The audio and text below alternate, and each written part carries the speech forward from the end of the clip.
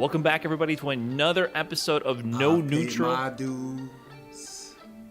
where I'm joined here by Hollywood, Rob TV, Rob. Brian, we are the champions, baby. We are okay. officially qualified for the Intel World Open closed qualifiers. I mean, on the same night last week, Big Hollywood, I woke up feeling dangerous. I didn't even have a haircut at that time. You know what they say about people who play a few of these fighting games when they don't have no haircut and all that type of stuff? They play even better, and clearly it actually worked out for your boy. So I woke up feeling dangerous. I go ahead and get my debut through winter side, and I'm happy. And then I turn on my boy Brian F. stream, and I see something special. I see something beautiful. I see a whole lot of ass beating going on. Brian, congratulations, bro. You are a champion. Thanks a lot, Rob. Same to you. Who knew that Team No Neutral actually had a little bit of nooch in them? Just a little bit. We're not just here talking about some Street Fighter. We're playing the damn game. We're getting it done. We know a thing or two. You know what? First of all, before we get into flexing ourselves, we got to talk about Team No Motion in Japan for bringing us to the Japanese audience. Shout out to everybody in Japan for tuning in. Of course, we always appreciate you so much. And beyond us, we're flexing a little bit here, but let's talk about the real star of this past weekend. Angry Bird has qualified for Capcom Cup in dominating fashion, I would say. Pretty dominating fashion up until the end. And he put on a hell of a show for us this weekend. So congratulations for Angry Bird for qualifying once again, putting on an amazing show with his fantastic Seth gameplay and that offensive, ferocious style that I can only say really comes from those players in the Middle East, Angry Bird and especially Big Bird. They have that explosive offensive style, bringing that real violent style to Street Fighter V that, usually we talk about this game being like real slow pace and neutral, kind of picking your spots. No, these dudes are making some reads and making some plays. So I want to give a big shout out to Angry Bird for winning. Before we go into how he actually got that done, let's just go down the list here of who made top 8. Congratulations to DF and Night Masters for getting 7th place. Benny Best, Mature for 5th. Congratulations. Volcano Rosso in 4th. GTR, also one of the big stars of the weekend with that fantastic Guilt in 3rd place. And Big Bird coming so close in one of the closest grand finals, not just for this season, but for any CPT event I have ever seen. Big Bird was 2nd place. Just losing out barely to Angry Bird. That set was ridiculous. Yeah, bro, that was actually OD. And you definitely got to feel bad for Big Bird. I mean, because making it all the way there and to make it all the way to grand finals, reset the bracket 3-2. It's extremely close, and it comes down to last game. I want to even say it was last round, and Big Bird ended up coming up short. We'll talk about the details behind that and everything and the difference between online and offline play. But regardless, online or offline, there's something that has been a constant, Brian F. And you know what that is? Angry Bird's consistency. Angry Bird putting boots to asses. I was the host of something called Street Fighter League. I'm sure you guys remember seeing this pretty mug on the intro, hyping all these players up. And Angry Bird is one of those players that I was hyping up with a very good reason. Because I don't know if everyone remembers this, but he had walked away with that beautiful Seiko watch because he was the MVP, the Street Fighter League MVP. Him and Punk were the 2 greatest performing players there, with Adam coming up a very close 3rd. And man, as amazing as this guy is and the credit that he does get, I don't think we bring him up when it comes to that 0.00001% conversation when we debate about the Punks, the Taquitos, the Idoms, the Daigos. Angry Bird, ever since he has burst onto the scene, has been a force to be reckoned with, and he's been destroying everything in his path. One of my earliest memories of this guy, when I first started really hearing about him, it's stories just like what he did to everyone in this top 8, just going through and bodying everyone. My guy Problem X, a good friend of mine, I remember he was like, man, no one talks about Zeku. I guarantee you, play against this guy in a money match or 1st to 5 or anything like that, and watch what happens. I played against him, and I don't want to talk about what happened, but I'm sure that you can infer just from me not wanting to talk about it. The guy's ridiculous, Brian, and I think we need to talk more about, just how amazing he is. He is one of the best players on planet Earth, and he's proven it again. Yeah, that's facts. I mean, I think it's both the pair, right? People talk about Big Bird and Angry Bird. I think Big Bird has gotten a little bit more shine over the years because Yes. he was more notable in the scene early on. He kind of burst on the scene extremely young, just like a prodigy almost in the Street Fighter 4 Yeah. scene. I remember the first time CN went over to the Middle East and played in a tournament with them. And grand finals was this kid, practically this guy player, doing work against CN, who I believe had just won Evo that year. So it was amazing to see. And then since Big then, Bird played Street Fighter 4? yeah. Whoa. Oh yeah. Yeah. Whoa. Big Bird was the guy. He was the guy, but he was extremely young, cooking. Like that was like when the scene was first shown. There was, I believe, like a ranking style event back in the Street Fighter 4 CPT in their region. So since then, Big Bird's had the opportunity to travel, and then it wasn't until 2018 when his training partner Angry Bird burst onto the scene and onto my radar because he had a fantastic year, closed out the year with a 7th place finish at Capcom Cup in the finals. That is no easy feat for your first CPT season, really traveling to not only just qualify, but to go to the finals and put the work in and make it to that last day in the finals. That is serious skill and serious hard work to get there. And like you mentioned, he's been consistent since then. And Big Bird, he had a 2nd place finish at Evo 2019, so he's had these like big moments. And I think Angry Bird just hasn't had as much opportunity yet, and hasn't really had as many big finishes yet. But his consistency is next level. You can be more consistent. Like that's one of the things that used to bother me so much with the FTC.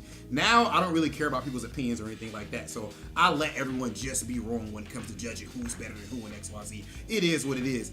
But so many times in the FGC, if someone has 1 or 2 huge performances that are on display, people will ignore the fact that the next players are actually outperforming them on a very consistent basis because that one big performance or just 2-3 big performances just stay in your memory so much, so it's understandable why people would maybe look at Big Bird more than Angry Bird. But guys, I know you may be watching this right now, both of the birds. I don't want to pit you guys against each other at all. If anything, of course there has to be some type of rivalry, some type of friendly, brotherly competition like me and you have, Brian, or me and Kev, so on and so forth. But what I want to shine some light on with both of those guys is the fact that their region is not all of that popular. It's not like all of the greatest players in the world or a high percentage of the best players in the world come from that region. And for the most part, what I want to shine a light on is the fact that these guys pretty much had each other, man.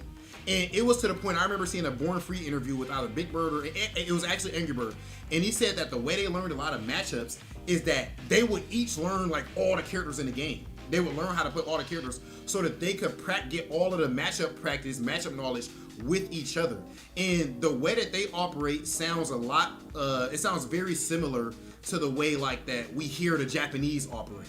Where, we're all gonna work together extremely hard and not hide things from each other. We're going to put it all on the table so that we can get as strong as possible. And if we are meeting in grand finals, if we are meeting in top 8, then it's a good thing. It's a W on both sides, and may the best man win. In this situation, it just so happens that unfortunately they only had 1 spot instead of the 2 spots they had last year. So only one of them could make it, and it came down to the end. But I'm sure that they are both extremely proud of each other, and I hope that this shows more players like, if you want to, you can work together and it be mutually beneficial. You don't got to have the Cold War when it comes to these fighting games. Right, yeah, and you can't really put one of them above the other because that grand finals was just so close. It was unbelievably close, and the amount of display of knowledge of each other's habits and tendencies and matchup knowledge was just ridiculous. So it was Seth versus Ken matchup, and I think that was kind of a surprise pick also. Maybe not for Big Bird and Angry Bird, but for the viewers at home who weren't really expecting that because Ken just got buffed. He just got buffed a week or 2 before this tournament happened, and one of the big buffs he got was the extended range of Heavy Punch DP. And prior to this buff, Big Bird was not playing Ken. He was not playing that character consistently. I mean, that was his main character in the early seasons of Street Fighter V before switching over to Rashid when Ken was kind of not as competitively viable. But Ken is in his blood, man. He is one of the best Kens on the planet, and it has been since Street Fighter V has dropped. And he picked up the character for this matchup because it changed the matchup a lot. Sets Tatsu on block, which is your main kind of special cancel tool. You'll poke with a low forward and just get some chip, or just if it hits, and that's great.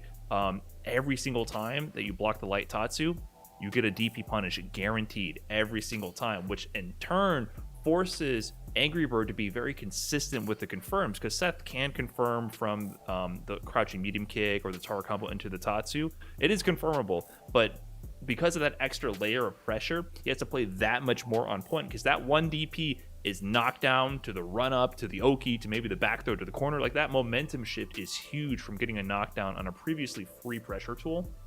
So it was awesome to see him use that pick out of nowhere. And getting the reset. So Big Bird was in losers.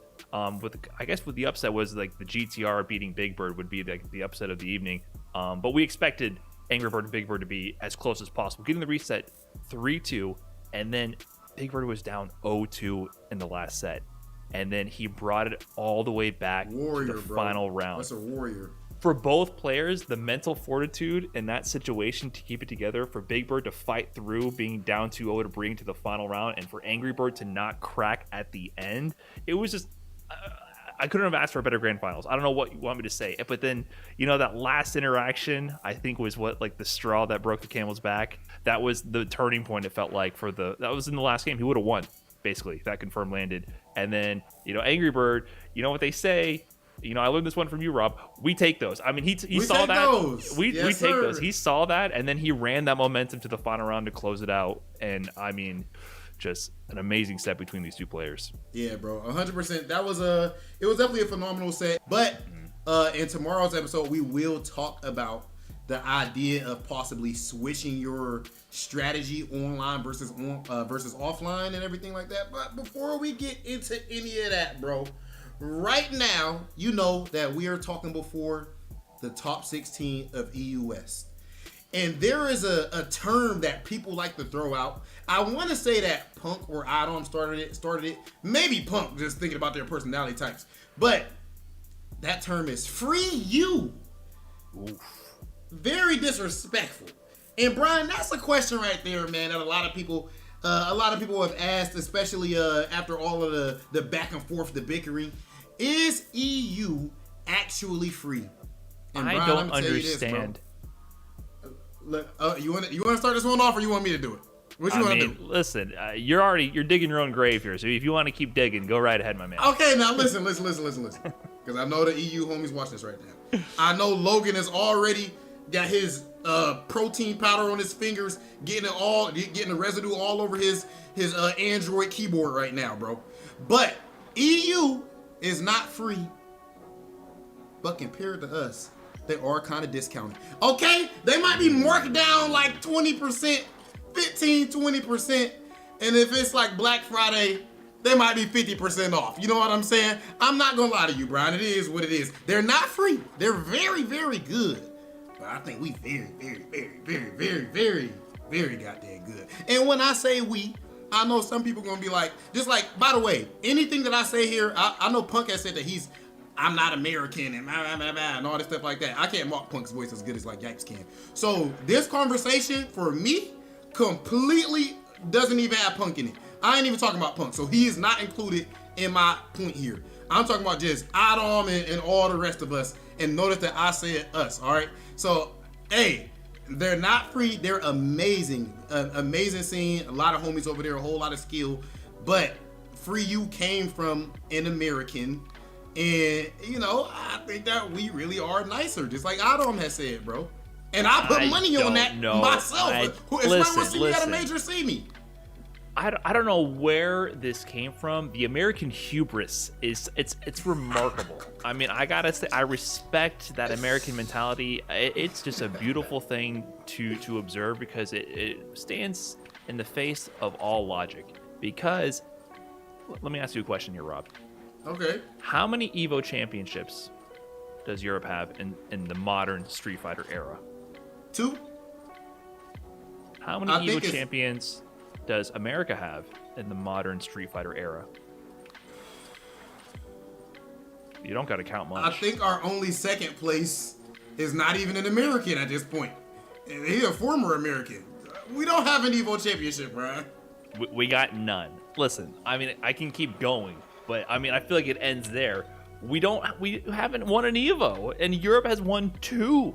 2, we got Problem X, Lord Problem X, we got Luffy, and going beyond that, we have consistent heavy hitters. Takamura, in my opinion, is entering that realm of being like in the top elite portion of the Street Fighter community. Infectious, I believe he just got 3rd at EVO 2019. He's always been cooking it up. That's a bad man. Yeah, you can't. I feel like people just forget. I feel like there's some kind of weird,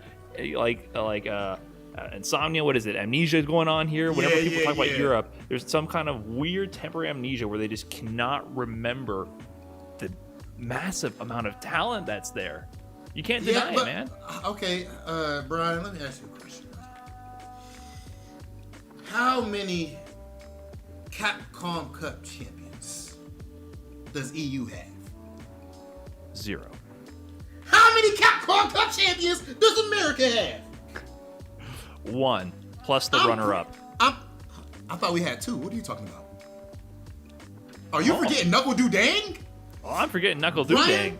This is like the 2nd or 3rd time that you have disrespected Knuckle Dudang on our show, okay? Yes, sir. Yes, sir. You're right. We got 2 Capcom Cup champions in the Street Fighter V era, baby. You know what I'm saying? That's extremely recent. And the last I checked, listen, EVO, 1st place, estimate how much you think you get for that, Brian. Oh, don't matter. Don't matter. Don't matter. America has won a good. Nah, I ain't gonna lie. It's America, baby. All about the money. You know what I'm saying, Brian? I spend about $30K on the average night at the club. You know what I'm saying, Brian? What you expect from me? So it's not all that, you know. In the end of the day, Brian, would you rather win? Let's not get to the details, but just if you had to say it real quick, would you rather win EVO or Capcom Cup? Huh? Now think about your future kids, Brian. Think about your future kids. Think about your girl. Think about your girl. I met her at Red Bull. Do I want to retire or do I want the legacy? Hey, do retire right now. He chilling. Do chilling somewhere. That's a tough question. I mean, listen, EVO, Capcom Cup, we both have our accolades. And I use we loosely because I never like to go into. Because you know people gonna be like, oh, you guys trying to take other people's. Listen, bro, money match me or just be quiet, bro. I showed you. Hey, last week we just had Intel World Open. All the people that's supposed to be so good, I smoked them. I qualified. Brian smoked them. Brian qualified. What you want us to do? We on the short list of people with 2 NLBCs in this quarantine era. All of that sort of thing, bro. So. Relax. Anyway, with that being the case, I'm still saying Salt Mine versus NLBC. I don't think that'll be free. Brian, do you? Okay. People disrespect NLBC so much, bro. I'm just saying. We suck. Punk don't count in this. And again, I want to reiterate: NLBC, no Punk. He is not American.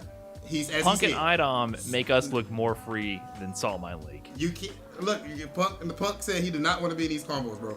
IDOM. And then everybody else versus. Okay, and we got it. Are we including Problem? Got to be included in Salt Mine League. Well, that's true. Yeah. Don't get me twisted. Problem X, Hurricane, Bolt How many people Strike. You gonna list? Go ahead. We can list if we're doing Europe, right? What teams? Yeah. What teams? What team? Which one do 7? 7 people. Let's do 7. All right. All of EU versus America. All right. We got Problem X. We got Phenom. We got Takamura. You having some regrets here? We got who else? Did I already say Infectious? You ain't say Infectious. Did I say Infectious yet? We got Mr. Crimson. He's graduated to that league. Who else we got? I mean, we can go down the list more. We got. Did I say Hurricane yet? Did I say Broski? Did I say who do you want to say? That's where you're trailing off though. Hey, Hurricane Broski. Hurricane, you know I love you, bro. You know you my guy. Bro. And Broski, I love your tweets and everything. But at that point, bro, we got a lot of people who could do their thing. Yeah. I mean, who it'd be a back I trailed off after 5. And no. USA, you ain't lying. I trail off a lot sooner. We might have to put that Punk back in the conversation against his will, bro. Because when you start listing them names, oh boy. All right, EU is not free. Listen, you can they're not free. Red Bull Kumite and think they're free. All right, EU is some of the best in the business right now. I'll say this, Brian. Now, when you actually list those names off like that, I might have to backpedal a little bit, okay? Listen, I might have to walk it back a little bit, but we are deeper. We're deeper. I say that. That's fair to say, right, Brian? We deeper. We got more B plus players and stuff like that. But I would say over there, like as far as the elite players, Infectious is elite. You know what I mean? Problem X is the best player over there, in my opinion. Luffy, obviously. Oh, Luffy. I didn't even bring up Luffy. Yeah, Luffy. Yeah. So that three alone. Right. I mean, the whole reason we have these conversations is because we haven't had the full cross-pollination of all the players meeting up. Red Bull Kumite gave us a taste of that, but we've just been seeing people within their own regions. And that's why I think I had to stand my ground here and hype up EU a little bit, because I think EU is one of the strongest regions on the planet and has been for quite some time. So I got to call out my fellow American players, my American scene. When they say free you, listen, are you going to go over there and beat them? Because trust me, you try to run the pockets over there. Yeah, me? You're going to have another thing coming. We going to see. Hey, we going to see. We going to see when we can compete, bro. But I'm not ducking any smoke, bro. I think that there are some players, I'll say this. The average Salt Mine League, this is the thing too, you brought up NLBC and Salt Mine League. But Salt Mine League, who actually enters NLBC, that's not close, bro. There's people in the top 8s over there consistently who would not sniff top 8 over here on a regular basis. At least they won't be top 5 or nothing like that. Come on, man. Stop. Like, I think we just have to wait till offline to see this. We do. Because I would love to see a Salt Mine versus NLBC. That's the next evolution I feel like we're getting. And we're not even counting West Coast here. We're focusing on NLBC. West Coast, there's a whole other sea of people that we haven't even brought up in this conversation about America. So I would love to see that rivalry come and kind of boil over into the offline realm when we can finally get back to play each other. But that said, I think the ending point is we definitely respect the EU scene. I think we just wanted to put to rest the Free U, because after Red Bull Kumite, after seeing the EVO Championships, you got to be out of your mind to not respect the talent that is in these scenes. And that said, we have a stacked bracket coming at you from Europe West coming up here. CPT Europe West 1 is coming your way. It's going to be featuring players from Switzerland, Netherlands, Belgium, Slovenia, Germany, Austria, Luxembourg, and Italy. And some of the notable names in there, we got Takamura, who we've been hyping up. Momi, we haven't even mentioned Momi. Cammy Extraordinaire. Ryan Hart, always a threat. And I don't know how do you say his name? Fossa, I think it's Fossa. Fossa? Oh my God, that V Trigger 2 Urian. We always kind of rag on V Trigger 2 Urian, but that guy, he makes it works. Bro, so many killers that you just named right there. And I'll tell you what, my favorite thing about this bracket is that it's so concentrated. And your prep time and going into it is completely different. The skills required are completely different going into a smaller bracket versus something like a CEO or Combo Breaker where there's might be 300 to 600 people or something like that. Because there's so many variables. You can't really prep for everyone outside of pretty much your pool. In a bracket like this, if you're going to make it anywhere at all into this bracket, if you're going to get into that top 8, you're gonna have to run into a select amount of people. And I'll tell you what, I think that historically we've seen that the OGs, like my guy Ryan Hart, generally speaking, they do have an advantage in this sort of thing. But we have seen Takamura in a similar situation, even though the bracket was bigger. The bracket was bigger than this. Right, it was different regions last year. It was different regions. But we have seen prep time Takamura there, and the way that Takamura played in that season final with that amazing strategy, right? So I'm very interested to see how it plays out. Right, and I also like that there's a good mix of players here. I feel like we have the new age dominant members of the EU community like Takamura. I'm a huge fan of Takamura now ever since we saw him in that season finals. The way he broke down Infectious, you talk about prep time. That was Batman level prep time. The strategies he came with, prepared for his opponent to tackle Infectious there, was just nothing short of extraordinary. So I guarantee you these players are definitely studying each other more intimately than any of the other CPT events so far, because they know that if they're going to go far, if they're going to qualify, if they're going to secure that one spot that's open to them, they're going to have to run into one of these killers. But also I want to give a shout out to some other people in the bracket. CCL is in this bracket, who's a name I haven't seen in quite some time. He was dominant Chun-Li in season 1 and doing very well in the later seasons as well, but haven't really seen him in the 2020 online era at all. So seeing his name in the bracket was like, oh man, I'm glad to see he's still around and competing. So I wouldn't be surprised if he has a good run. And my guy MDZ Jimmy, my fellow content creator, he's entering the competitive realm, so I want to see if he goes on a good run. He's been rocking Ryu since, I don't know, forever. Did he play Street Fighter 3? He definitely was playing in Street Fighter 4. So he has been a Ryu loyalist, and I'm hoping to see he puts a dent in this bracket with all those new buffs, because Ryu is definitely a heavy hitter this season. Maybe not top tier, but I mean, you're not comfortable when you see a Ryu. You might get liquidated real fast if you're not careful. Bro, but with Jimmy, like, my thing is just, he's such an amazing content creator. And his Ryu is mad nice. So I just don't understand, with all those videos he's put out, he's never taught the Ryu Nation to stop dashing every single round all around. He's never taught the Ryu Nation to stop anti-airing with parry instead of doing DP. So you know what, man? I'm hoping that Jimmy right now makes up for all of his sins, because yes, it's a sin, Jimmy. In the end of the day, you are the leader of the Ryu mains across the world. Right now, the Ryu Nation is kind of trash, and we need you to turn it around. Well, he has a shot to do that here in this bracket. But that said, we are going down to the top 16, the final 16 of Europe West. These players have fought hard to qualify for that, and now we're going to see if all that preparation is coming to fruition to see who's going to secure their place in that top 8, that elusive top 8 Sunday position. So right now we're going to throw it on over to EU West.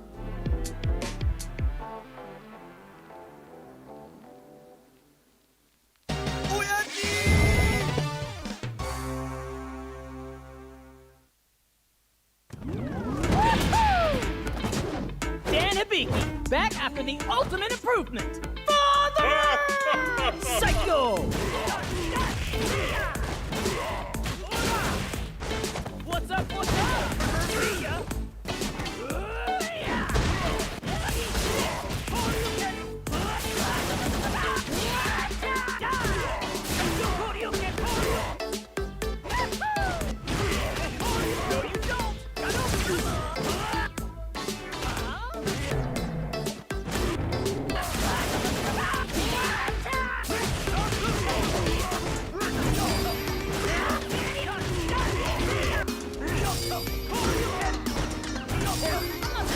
Psycho! The legend has now begun. Burn this in your memory! I've got no choice! I've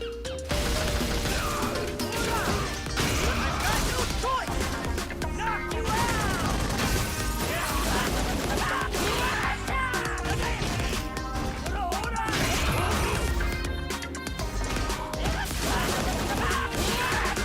I think I know him! Oh, you take!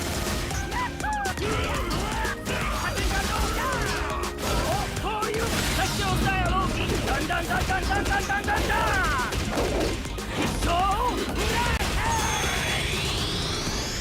Psycho! Whoosha!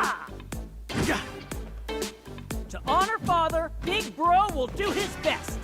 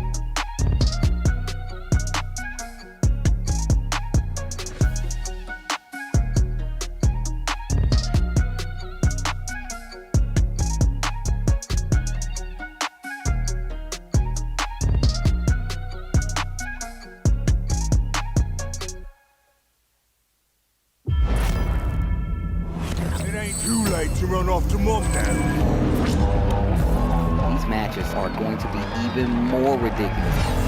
If you know anything about Street Fighter, you do not doubt the GOAT. My man is always hitting go. You thought I was playing? Oh, you're hella dead. Help me out, Nadeshko. Look how much it means to him! Wow!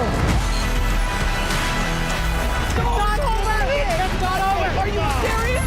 My man is reading right now. My man is reading well!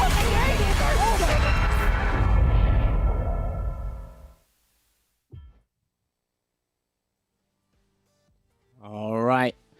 Welcome, everyone. Woo. We're here in the land of greatness, the land of glory, the land where you're going to be seeing a winner from European Western 1, the one and only chance they have to qualify for the CPT. But ladies and gentlemen, thank you for joining us. I'm going to be one of your commentators for this weekend, Jammers. And alongside me, I think I have 3 people here. One of them's here. We haven't seen him in a little while. I haven't seen him for quite some time. But Right, mate. Yeah. Tyrant here, mate. Yeah. Listen, ready to do the commentary. I've been doing my games, yeah, in Poland. Yeah, so you know I'm not tensing right now. It's just the way I look, mate. Yeah. So anyway, ready? You ready to go? Yeah. Ready to do some commentary. Oh wait, hold on. There's another person there. Okay, I haven't got him. Oh, In the corner, mate. Yeah. Logan Sama here. Yeah. Logan Sama. Yeah. I'm not tensing, mate. I'm not tensing. So, Jammers, I think what's going to happen today I is don't going to get lots of condone any of this. opportunities in the corner. In the corner, mate. Yeah, mate. Yeah, Logan Sama, mate. Yeah. Sorry, couldn't resist, guys. Anyway, yeah, no, it's really F-word just taking a mick out of my mates because they're stuck in Poland. And they're stuck in Poland in the gym every 5 minutes, it seems. So, you know, if you thought they had a problem before with their meathead behaviour, imagine what they're going to be like now. No, they're stuck. Nothing to do. It's like they've been given a jail sentence. And already when I see those guys commentate, it's like, I said hello to Tyrant the other day. He's like, "You're right, F-word. How you doing, mate? You're right." Who shakes hands like that? You're right, mate. You're right, mate. Why you inspected them so hard I'm like like, that? bro, just chill. Just shake my hand. Oh, I'm good, mate. You're gonna shake my hand. This is crazy. Do you know how long he's been waiting to do this? We're here trying to commentate some I'm CPT, just get kidding. hyped for Anyway, these look, give me matches. some time. I'll catch up to them. Yeah, give me a few years. Yeah, give me a few years. I'll get on that level. No, you don't. You've been putting in that effort, putting in that work. I'm just doing the cardio now. I'll do the weights later. But less so than me taking the mick out of my mates. What a CPT we have for you this weekend, Jam. Jim Jam, talk to me, mate. Talk to do. me. As I said before, just to reiterate, this region has only got one shot at doing it, and they are some of the finest players in the region here. You know, we've got guys like Takamura, we've got Momi. Hey, shouts to the Team Blue Coast for putting up the graphic on here. As you can see, if you haven't been keeping up with the bracket or the tournament as of today, this is what the winner's side of top 16 is looking like. As you see at the top, Takamura is going to be going up against Akran on his PC account. We got Jimmy, one of the biggest streamers in the European region. He's made it here for CPT. You all know the name. Winner's side, baby. He might be able to make a top 8, but his opponent, let's not forget, he made a top 8 at a premier event. He loves this. He just turns up. He's one of them guys you don't really see any of the weeklies or anything like that. Occasionally, he'll attend. He just turns up to these CPTs, goes on a little run, skanks the hell out of people, beats some of the best Japanese and European players in the world, and just goes on a run. He might be doing it again this weekend. He might still be using the Buki. I'm not sure. I want to see what his updated roster is looking like. But then if we move down a little bit, obviously we got the notorious, the infamous Momi. One and only. All right, listen, we had to have him here because we still need to keep that Kami argument valid. Yes, yeah, of course. Of we course. still need to keep the argument There has valid. to be a Kami in every region's top 8, so he has to qualify. He can't just be here in top 16. He has to beat Escudo and get to top 8 to keep it going, because we all know, even with the additional nerf, she's still a problem. Of course, and obviously representing Alpha Academy, he's going to be doing his work there. But his opponent, I'm doing my work, ready to do damage. Mommy here. Let's go. shout out to Moby. Obviously, his opponent, don't sleep on this guy. I know a lot of you probably haven't heard of him, but he is a very strong Alex player from Germany. I actually think he's one of Germany's best players. And he's actually really good. But Jammers, can we be a bit more transparent here? Right? Talk to me. He's incredibly effective. But you know, the recent form that we've seen from him, I've seen him bopping a few guys he didn't really bop that much before. Okay. I'd say Alex has improved as well as Escudo, right? Because that guy is scary. He is, and you know what? We can talk about that as a character, what they do for you as a player, a little bit later on. But obviously, we moved down. We got more people hailing from Germany as well. We got Ryan Hart. Shouts to Ryan Hart as well. Been doing a lot of work behind the scenes regarding a couple of Street Fighter tournaments happening recently. But he is in the top 16, and he's going to be going up against. What kind of flag is that, Ryan? I'm not impressed, mate. Oh, look, he asked him to put it there, so that's where he's going to be representing. He's going to be going up against a good opponent of his, Fassa. You guys will know him, infamous for his V-Trigger 2 tech. I'm telling you, he probably got more fame because of being a hipster, shall we say, just being He's unique had some in cool himself. moments with that VT2. It's really opened people's eyes. I mean, we know which is the more optimal one, but it has its uses, V-Trigger 2, and Fassa's definitely ambassador of that. Always interesting to see these two go at it, because it's one of those matches we see every week, and Ryan tends not to go for the mirror match, so it'll be interesting to see who goes for this week. We'll see. I can't wait to see that. And then obviously, if we move down to the losers bracket there as well, some names I am a little unfamiliar with, so you do have to pardon my ignorance, but there are some names I am familiar with. There is Koja Kira. Yeah, we know Koja Kira. He actually featured on G-Finity at one point, I believe. I think He that's was there. Yeah. correct. He was there. Yeah. Okay, cool. And then Sunkin, I think this guy plays a Kuma. If I am wrong, then I'll sack myself tomorrow. But then obviously, if we move down as well, I believe, how do we pronounce this? Tonios, I think. You sound like you're singing there, bro. I have butchered your name, I'm so sorry. Yeah, to be honest, that is something I that don't is. have a crack at myself. Yeah, look, I'll take the blame for this one. But he's going to be going up against the real Jamal, a friend of Momi's, very strong player. He's got a birdie, and I think he's packing a boxer as well. So don't be surprised if he does a left hook, a right hook, and a uppercut to get money off of Floyd Mayweather soon. But moving down there, we got another guy called Ryugi. I think that's how you pronounce it. This is a name I am unfamiliar with. I don't know who he plays. But I'm hoping, look, he's made it here for a reason. He must be an extremely strong player here, and hopefully he can do some damage. It could be one of them ones entering in a different name, you know what I mean? He might have a different name. We might actually play this guy online. Oh, okay, Like, interesting. We've seen that happen before. So, And then obviously his opponent there, Maeve. Maeve, I believe that's short for Maeve Dash, plays Chun-Li, super strong. yeah, Maeve's and pretty solid. I've actually seen this guy in a couple of the Salt Mine League. Shouts to Ritus and the rest of the Salt Mine crew team for putting those on events on together. But I definitely know that guy plays Chun-Li. And then if we go down, there is a familiar name here that myself and Phil know. CCL, I was actually surprised to see his name in the bracket. Still plays? Still got some time, I suppose. Great to see. There's actually two Chun-Lis in this lower bracket, the top 16. Losers bracket, sorry, not lowers bracket. And then obviously he's going to be going up against Axodus. Now, Axodus plays a bit of Seth. That is to my recollection. I don't know if he's added any other characters to his repertoire, but as far as I'm concerned, we might be seeing Chun-Li versus Seth in that very last match of round 1, losers top 16. So that basically closes that out. And we should be kicking off with Takamura versus Akram there. So okay. Well, Takamura's got to be the favorite this weekend, hasn't he, Jammers? I mean, we look at the region, we look at what we got here, and you know, I think we've got to address some of what we saw there on the pre-show, haven't we? Rob, yeah, Rob. Yeah. He wanted to address it. Rob, mate, yeah, that mouth of yours is going to get you in a bit of trouble, mate, yeah? Down these ends. Come and say that round here, mate, yeah? We'll be in the game, mate. We'll take you out of the game. In London, mate. Yeah, some of that stuff. No, but honestly, he made some good points. I think Rob actually did make some logical points. For example, not all the players in the Saltman League. If it was Saltman League, purely Saltman League entries versus NLBC, I think I agree. Even though Brian defended us, I think I agree. It would be tough for any of the guys who attend regularly to do something other than maybe Hurricane, right? And winning would be a tall ask as well, especially if they know Cammy so well. But having said that, I really like the fact that Brian have pointed out the Evo champs. You know, still waiting for USA to put their fingers on that. Yes, you've won more money with the Capcom Cup. I appreciate the argument. But you know what? You're forgetting that there's been 4 or 5 Red Bull Kumites, and I don't think there's been a Yank or an American flag laying their fingers on that neither, mate. Yeah? Yet we have EU claiming the Red Bull Kumite as well, Rob. You forget about that one, mate. Yeah? It was only a few weeks ago, son. Selective memory. Yes. I think the saying goes close, but no cigar. Yes. We'll take that one. Yes. Any day of the week, we'll take that one. In conclusion, as if I need to even answer this question, the EU is not free. Just ask your fellow East Coast Americans. Anyway, moving on. Yeah. What were you saying, Jamis? Unbelievable. Hey, look, mate, you give it. You got to get what you give, mate. Yeah.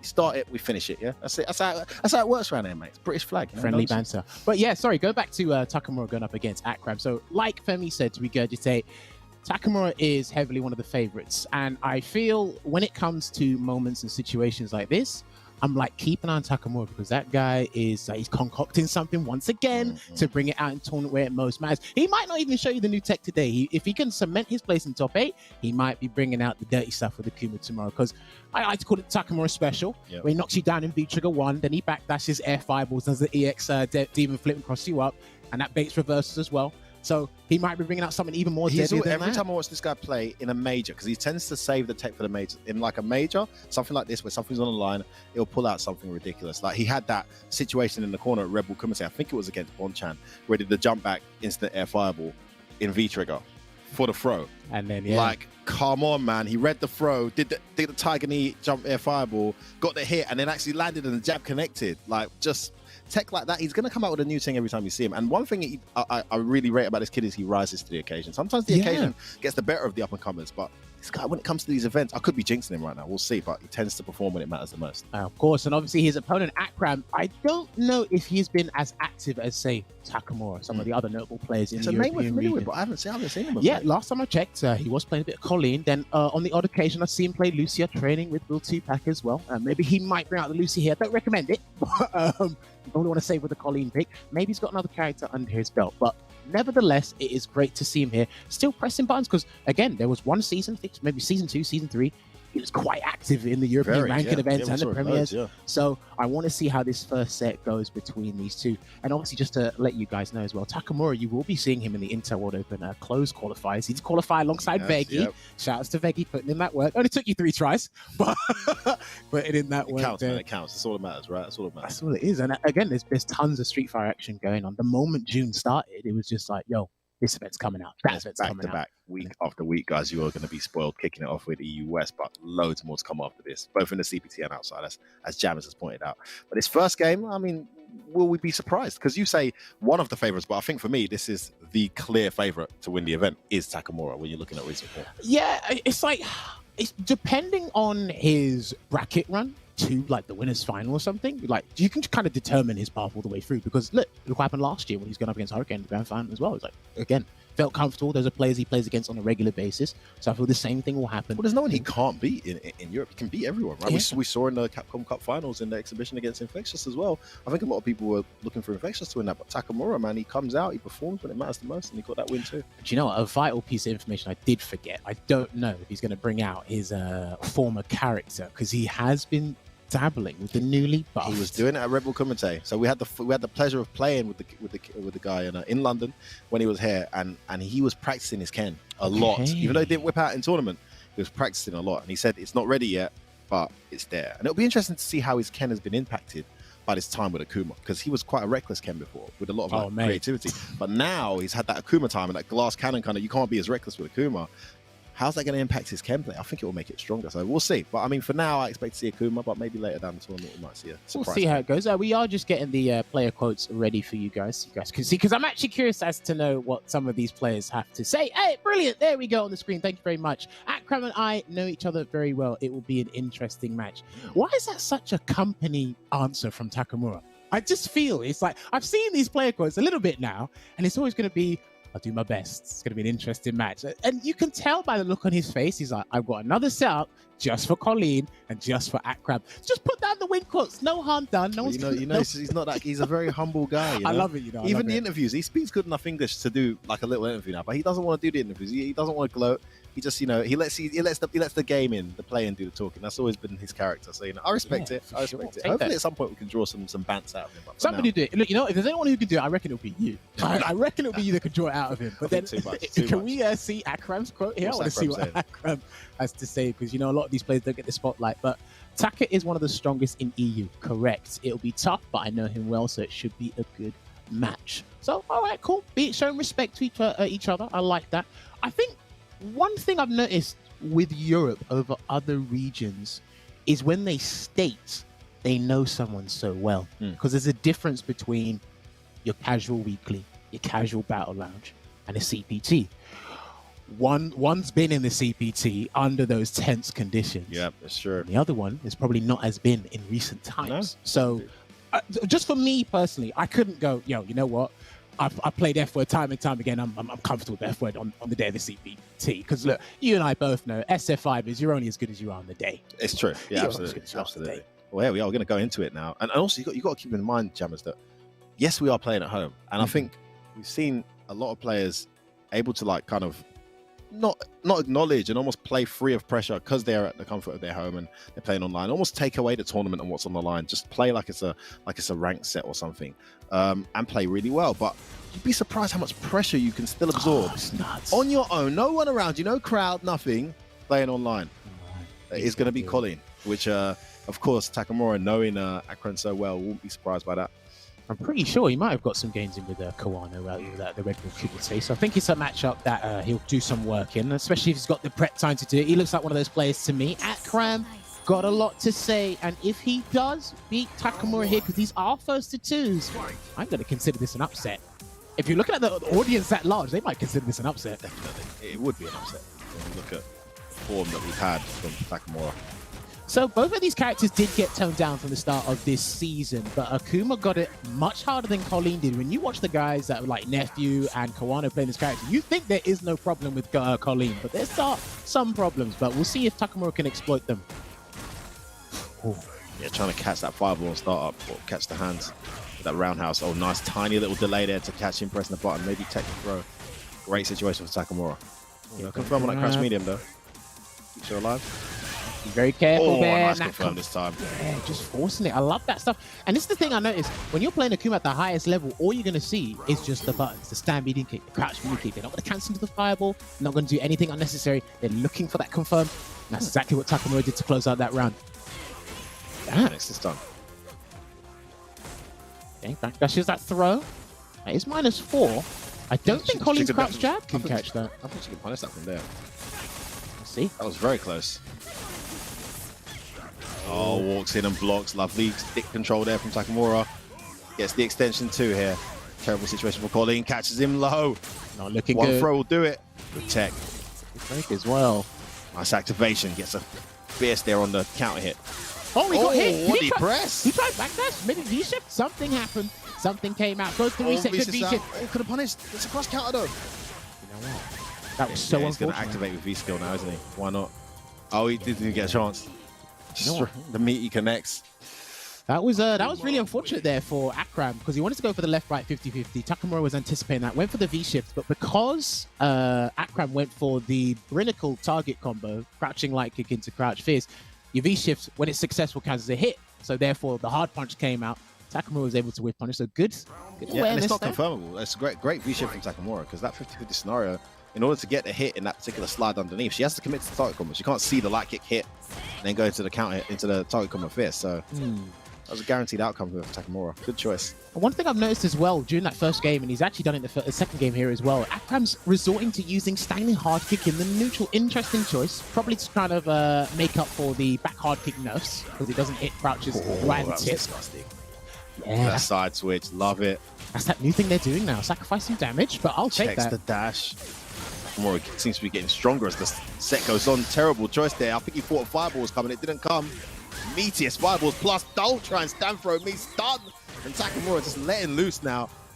Look at that. Lovely performance. Every time this man puts his opponent in the corner, you can probably say it's curtains for you because he's somehow going to make you tech, get a counter hit, whatever it is, he's going to make you capitulate. Damn, he's pressing all the buttons here. Again, ready. He dashed forward and was still ready there.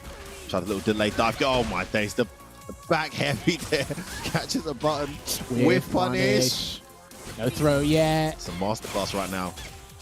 Oh no. That's going to be it. Stun and then the super's there. That is a dead Arkham.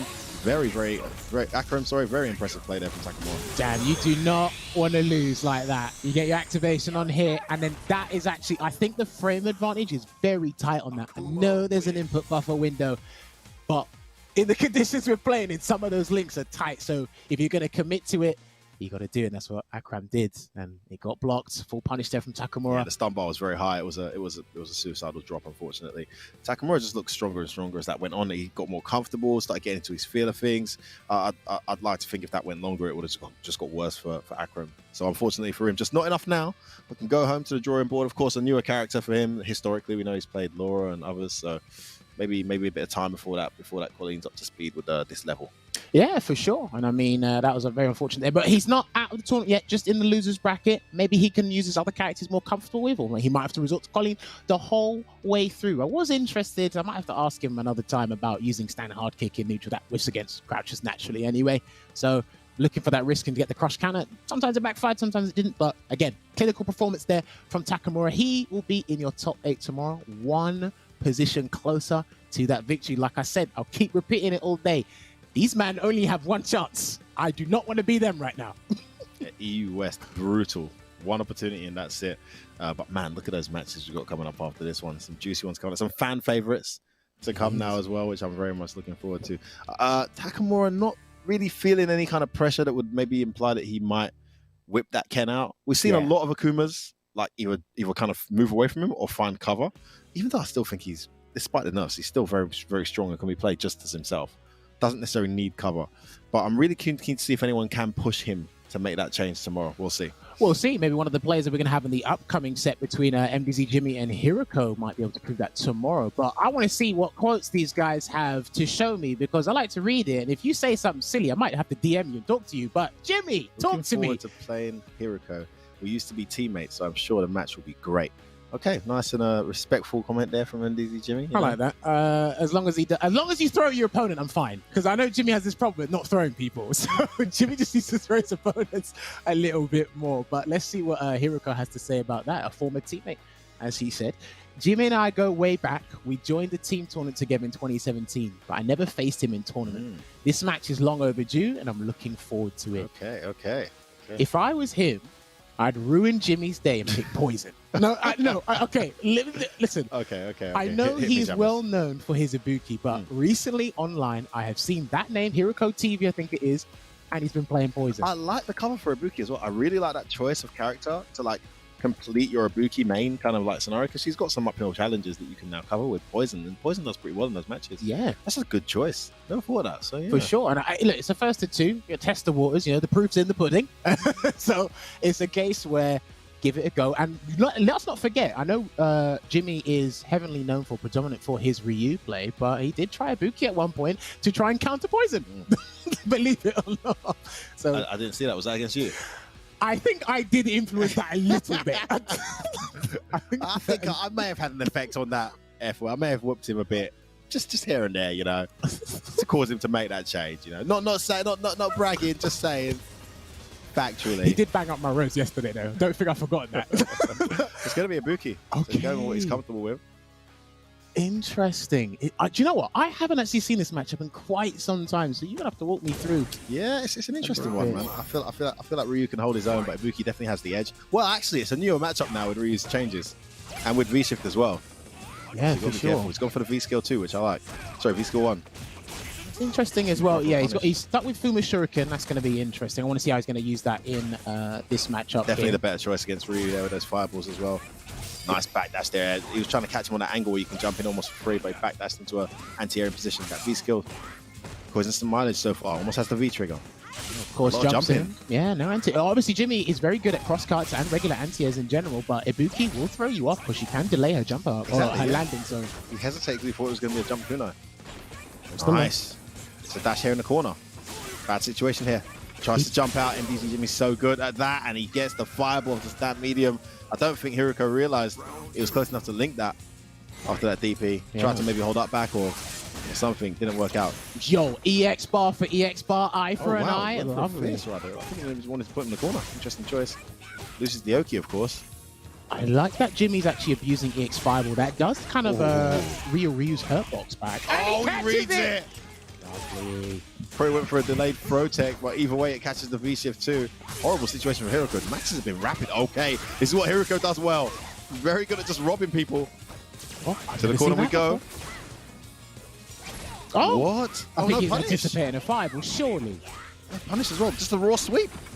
Jimmy did not need to do that, but he doesn't tech. Good stuff there from Jimmy. He can still activate, and he does dash up. What's it going to be for the game? Good break. Oh, hesitation. It's not looking good. Don't DP. Yeah, kunai release. It was always going to be kunai release. Went for the overhead. I saw the kunai there. Would have killed if he got the EX rider. Oh, Hiroko. The hurt box on the EX fireball just isn't there. Correct forward with the crouch medium. but that EX fireball automatically whiff punished it. Well timed there from Jimmy's anticipating the button there as he threw that out. And a pretty solid first game. The matches have been rapid so far, by the way, I must say, Chance. For sure. Look, in the European region, you were going to get lightning fast matches. And obviously, just to elaborate on what Efford was saying, reuse EX Fireball. I encourage more people to use that up close, on defense. Like, the hurt box ain't there. And if you are pressing a button, it's probably going to catch you. And it's going to knock you down as well, give you some Oki. So, nothing but benefits, baby. Sure, a little snippet there of the sets match to come, which is going to be super interesting. Man taking on Nephew. Oh, that's well spaced Kunai, but didn't quite hit his target. And DP came out in time, and that V skill's getting him killed. There's that EX in footsie range again. Confirm. One more tap will do it. It's a tech. Just has to get out there, letting his stun recover. Yeah. Nice jump in. Shifted out, and that was a very light V shift there. So Not converting here, Hiroko. The delay in that cancel catches him pressing a button in between. And Jimmy's is a big fan of that. He'll do a crouch medium and cancel at the very last moment into something else, or the stand medium like he just did there. Oh yeah, for sure. Hiroko's got the meter advantage at the moment, but it's Jimmy that's been landing all the damage, and he finds himself match point in record timing in the top 16 here in the CPT. Yeah, Hiroko's landed some great jump-ins, but the momentum just hasn't continued from there. I like that backdash after the first crouch slide kick. Jimmy's not afraid to backdash. I think he's one of the few people that don't tech. They'll just resort to backdashing instead. So, very interesting stuff.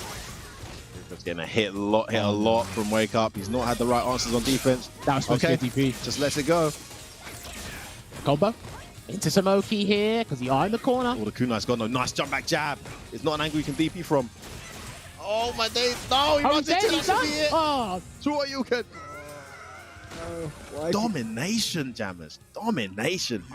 Hiroko just couldn't get going. Tried to surprise him, tried some unorthodox stuff.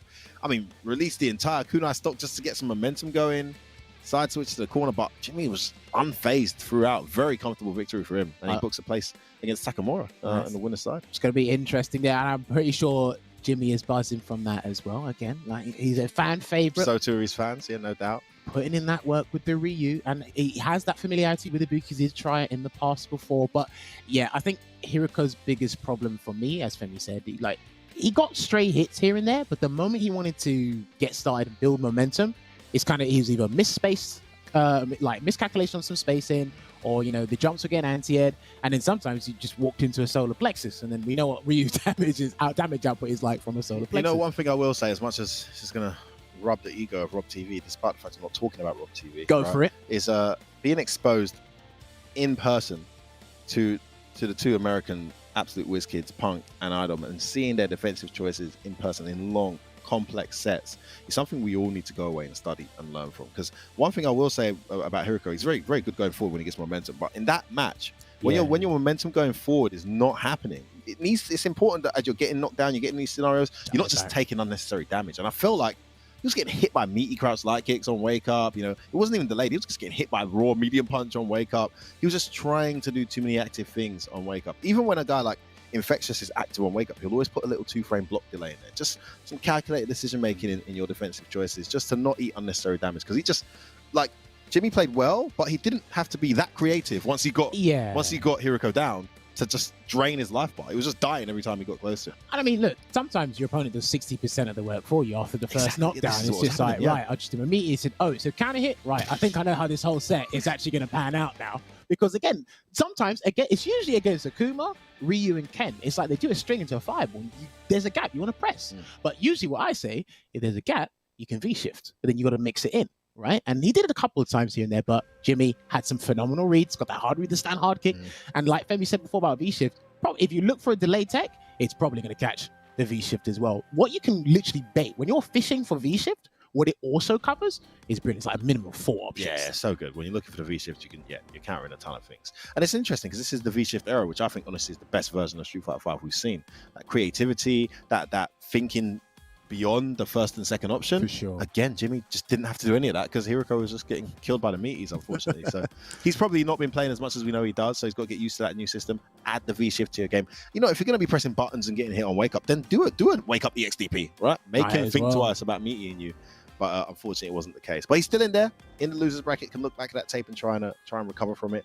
we'll see how Hiruko does. I'm always rooting for Ibuki, so fingers crossed. There we go. Brings it But back. then let's got to move down to another match in the top 16. We should be having Escudo going up against Momi, one of the most highly anticipated matches of the bracket today. I'm going to love one because, again, Momi represent Alpha Academy. We know he's a strong player. Oh, what's his quote going to be? Oh, my God. Well, I have a very funny feeling Oh, God. what the quote is going to be, but I would like to be proven wrong. We will see, because it did take a little while.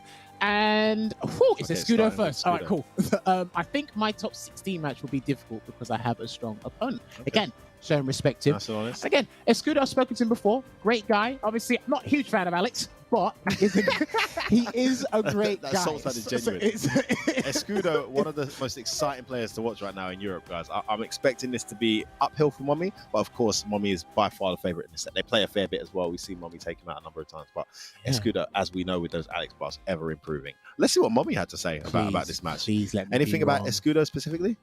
I hope that I won't get randomed out by Alex. I hate this character. I mean, there's a couple of characters. He's not even down at the bottom anymore. There's a couple of characters. You know what? I was talking about this with Blanca. I'm not sure if I could say the same thing about Alex. It's when the stakes are high, when you put all the chips on the table, it's something like that. Some people. No, but that comment is so disrespectful. So what, you can't get outplayed. It's not an option. You know, as long as it's a fair match, I'm winning. Okay. Oh, but if I All right. lose, I got randomed out. Let Like, me tell you something. It'll be ironic if he beats him with crouching medium punch alone. What? Just footsies? Stand medium kick, Footstairs? crouch medium kick, and crouching medium punch. Right? If he beats you with those buttons alone, that's going to be hella ironic. I'll tell you, Roman. crouching medium punch is one of the most broken neutral buttons in the entire game. Yeah, like if it actually led to legitimate things, like it's so busted. Like the hitbox hurtbox ratio is just insane. But it just doesn't lead to that much, which is where Alex like struggles. I know he's got the V trigger too, where it can lead to something if they're standing, but other than that. All right, so we're going to get into this match here. Alex going up against Cammy. Round one. That's what you're really looking at. And I think it's going to be a case of, can Momi run Cammy's staple game plan against Alex, and what are Escudo's answers specifically? You already tried to crouch. Yeah, that's obviously not a reliable option. I'm surprised he didn't go for V. Okay, he has gone for V trigger 2. The V trigger 1 in this matchup I've seen used a lot to counter the jumpers, but that's a nice choice though. Nice trade. Get some meaty dash there. I think he can get a dash up flash chop, maybe the EX version, because it's fast. It's a great choice. Look at that. It cancels out the variations as well. So he's not getting randomed out now. He's literally just getting anti-ed, but great recovery there with the crouch medium punch. Why that is so fast, I'll never know, but great choice from Momi. Goes in again. He tried to anti-ed. Listen, guys, if the bar is flashing in Cammy's corner, if it's flashing, just don't even bother trying to anti-ed, bruh. Just don't do it. Do you know what it is for me? I think what a lot of people do against Cammy is they're activating V trigger too early. They're not giving that V shift threat or even V reversal. Early. Yeah, that light command grab would have reached as well. It's so deadly now. The range. There's a back throw there. Momi's still got some meter to work with in V trigger. Good block. And Momi's trying to chase down a V shift or something. Activation. Trying to battle reversal. Oh, Just you walks might into that be. lariat. No, you're still alive. Guess for the game. Is Momi going to wait for a V reversal? It's just a Thrown. walk-up throw. I love it. So deadly as Alex. Okay, finally we got a set where we got some back and forth rounds. Could be an interesting one. That anti-air choice there with the shoulder, so good. You got to do it so early though. Stayed in front. I understand why though. The reward's good and the momentum. Nah, he's there. done it again. Not there. You got to occasionally just anticipate it's not going to be a normal. Oh, this time it is a normal jump. Oh, you're going to get the conversion into DDT. Oh, we're going to get a V reversal. Not quite. Oh, Cammy can still kind of walk out of that. So. Oh, that was sneaky. The last minute cross underneath. Cross up. Wow, he's not Counter flinching. here, our beautiful, optimal choice of combo ending there from Momi. I love the acknowledgement of the health bar with the cannon instead of the drill, For sure. which wouldn't have killed there. Right. The only thing, outside of clinical stuff there from Momi, the only thing I'm going to say about Escudo's gameplay right now is if you're looking to anti-air Cammy, the moment you see that woman take to the skies, you got to do EX knee smash. You got to It's stop a better doing choice, crouches. isn't it? It's a better choice. Because Get the O-key. And you know what? I'd say absorb some jump-ins. I'd say please. take some of the pressure out. You know, if she throws you, she throws you. I'd say I've seen the way Problem plays this match. Like, and he just kind of absorbs a lot of jump-ins, and then when he has the EX bar, he'll go for it, and then suddenly it's like she's in guess for game scenario, you know? Nice. Come into flash chop, and then there you go. Good Nice choice. frame trap. Try to still chase him down. Smashes that back dash out, boy. He's got that V trigger. That's the thing. You also got to remember as well. Alex has a lot of health to tank this stuff. So sneaky. you can definitely. This is it. Yeah, he can absorb these. Take the throw. Yeah, he'll take it all day. And I think Mommy knew that. Oh my goodness, he anti-head. He got away with that one. Nah, I don't think he realizes what he can and can't he's do. getting punked. Alpha Academy shimmies, boy. Throw and another throw again. Not looking good for Escudo. No, the sneaky walk up medium. Oh, T-Max. Why? Why you gonna be like this, Mommy? Do you know, I might have to bring up games done quick. He dipped the bag. He did the Venom T-Bag. He dipped the bag. That's the only thing. He's not really counting these buttons. Anytime Escudo wants to press something, he's been with punished or dive kicked in. It's just not looking good for him right now. Break. As soon as he jumps, he's not doing EX air knee smash. It's there, the bar's there, but it's hard to look for, Jammers, when you've got all this stuff going on the ground. Nice escape. I know. Now's the time. Oh, okay, I thought he was looking for it there. He wasn't. Yeah, he's not. I think he's checked out. Mommy's just in there now. He smells the fear. Gets away with that anti-air jab. Gonna jump again, isn't he? There it is. He's just not looking for it. Sacrifice all concentration. It changes the set. This is crazy. He hasn't had. Okay, nice. He gets an opening. Let's see if he can No get reversal here for Cammy. Oh, she's got the bar. Gets the game. Oh my days. Back dashing off Alex there. can still do this. Hey, Nice. He hasn't tried. Oh my goodness, he just walks out. Good view reversal there. Not take. Oh, he does already. He just got caught standing. And Mommy just absolutely all over Escudo. Did not let him calm down.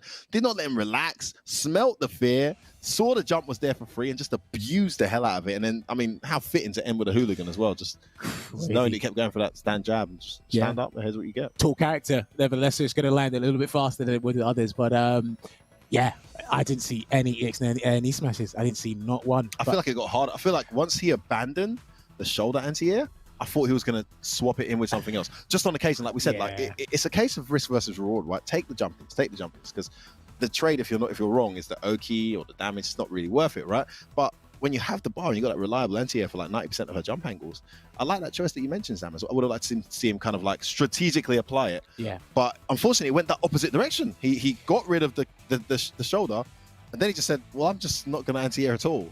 And then Mommy was like, "Okay, you're not going to anti-air." Oh, do you know what?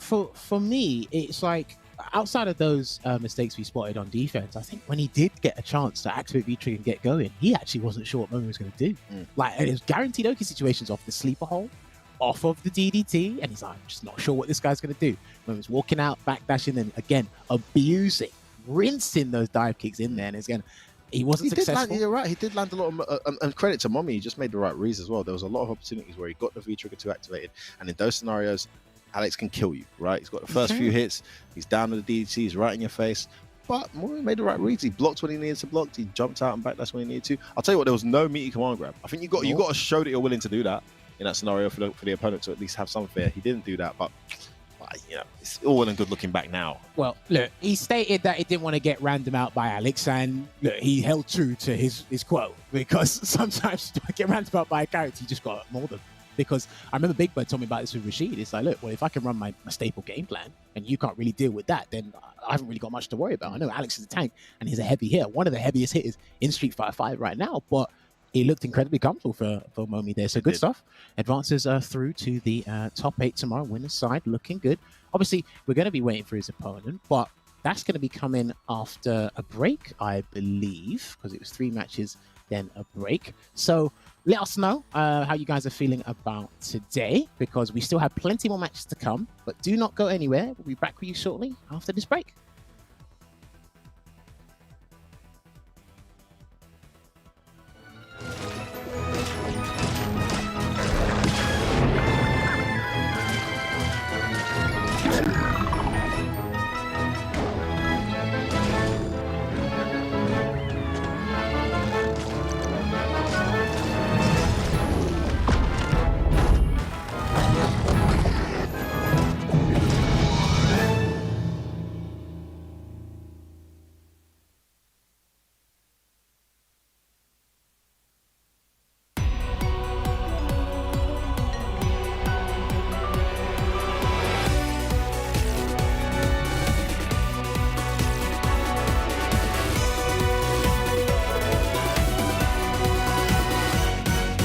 You shouldn't only admire my work, but also concentrate a little more on your lessons, Mana.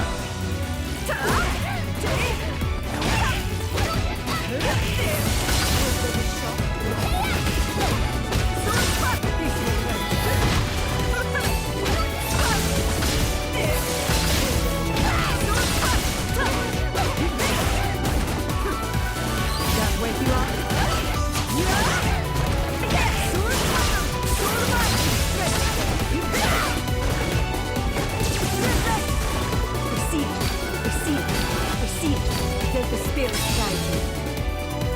How's this for you? You must be careful. Messy water. Soul satellite! Satellite!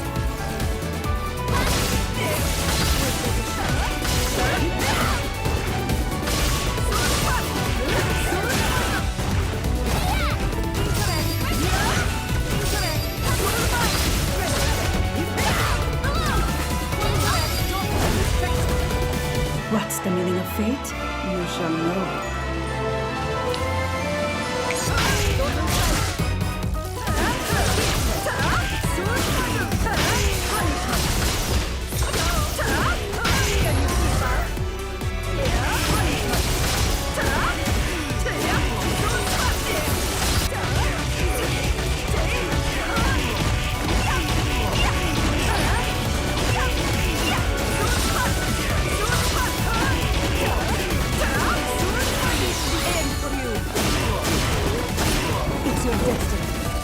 Powers nature.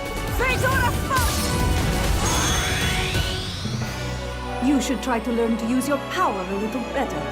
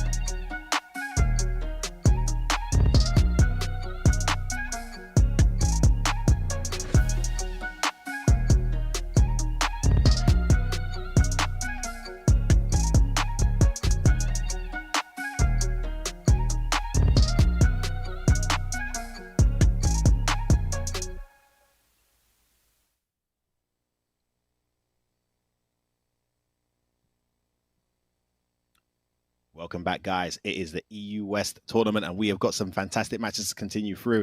Dropping down now, we saw some unfortunate outcomes there. I've got to be honest, it's been a bit too one-sided so far for me, Jammers, in the matches that we've seen. I'd like to see a bit more backs and forths, and I think the standards that we're going to get from here on may be able to deliver that. I mean, don't know how you found it personally, but... Interesting matchups, player-wise, here and there, but obviously, again, some of these guys are seasoned veterans within Street Fighter 5 at this point, and they feel a lot more comfortable under these conditions. Again, the match we saw just before the break, Escudo and Cammy, I wanted a little bit more out of Escudo there, but I can see the tournament nerves were definitely getting to him, and it's a matchup we might need to double check and look into, especially that's one you need to grind out to experience. I feel I don't think you can love that one. I think you actually just need to sit there and take those dive kicks from Cammy and find. Well, I mean, they play a ton, right? And it's an uphill matchup for Alex anyway. But I just think, like, you know, you sacrifice something for something else that gets you tons of reward would be the reward, I'd say there. But having said that, Escudo put up more of a fight than his previous two. I mean, Hiroko and Aqua, unfortunately, were just completely outclassed by their opponent. So I think from here on, though, it gets much more interesting, James. It does. And obviously, we do have one more match in the winner's side of the top 16 between Ryan Hart and Fassel, which we are getting ready for you guys shortly. As you can see on the bracket on your screens, if you do want to check out how the tournament went throughout the day, you can hit !bracket in the chat and find out what's going on. But this is what's happened. This is how your top 8 winner's side is looking for tomorrow. Takamura going up against Jimmy. It's going to be Battle of the Shotos. Jimmy better put in that work because Takamura is coming. He's out for blood and he's coming for the gold. Momi is awaiting his opponent. He might be facing a Urian tomorrow. Let's just put it like that.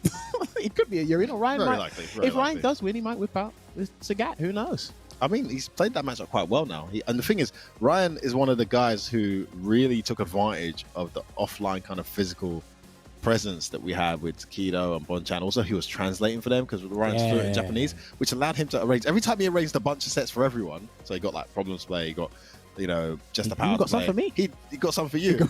He'd just then jump on himself and get a bunch of games. So it was perfect for him. So he got to level up himself, hyperbolic chamber style.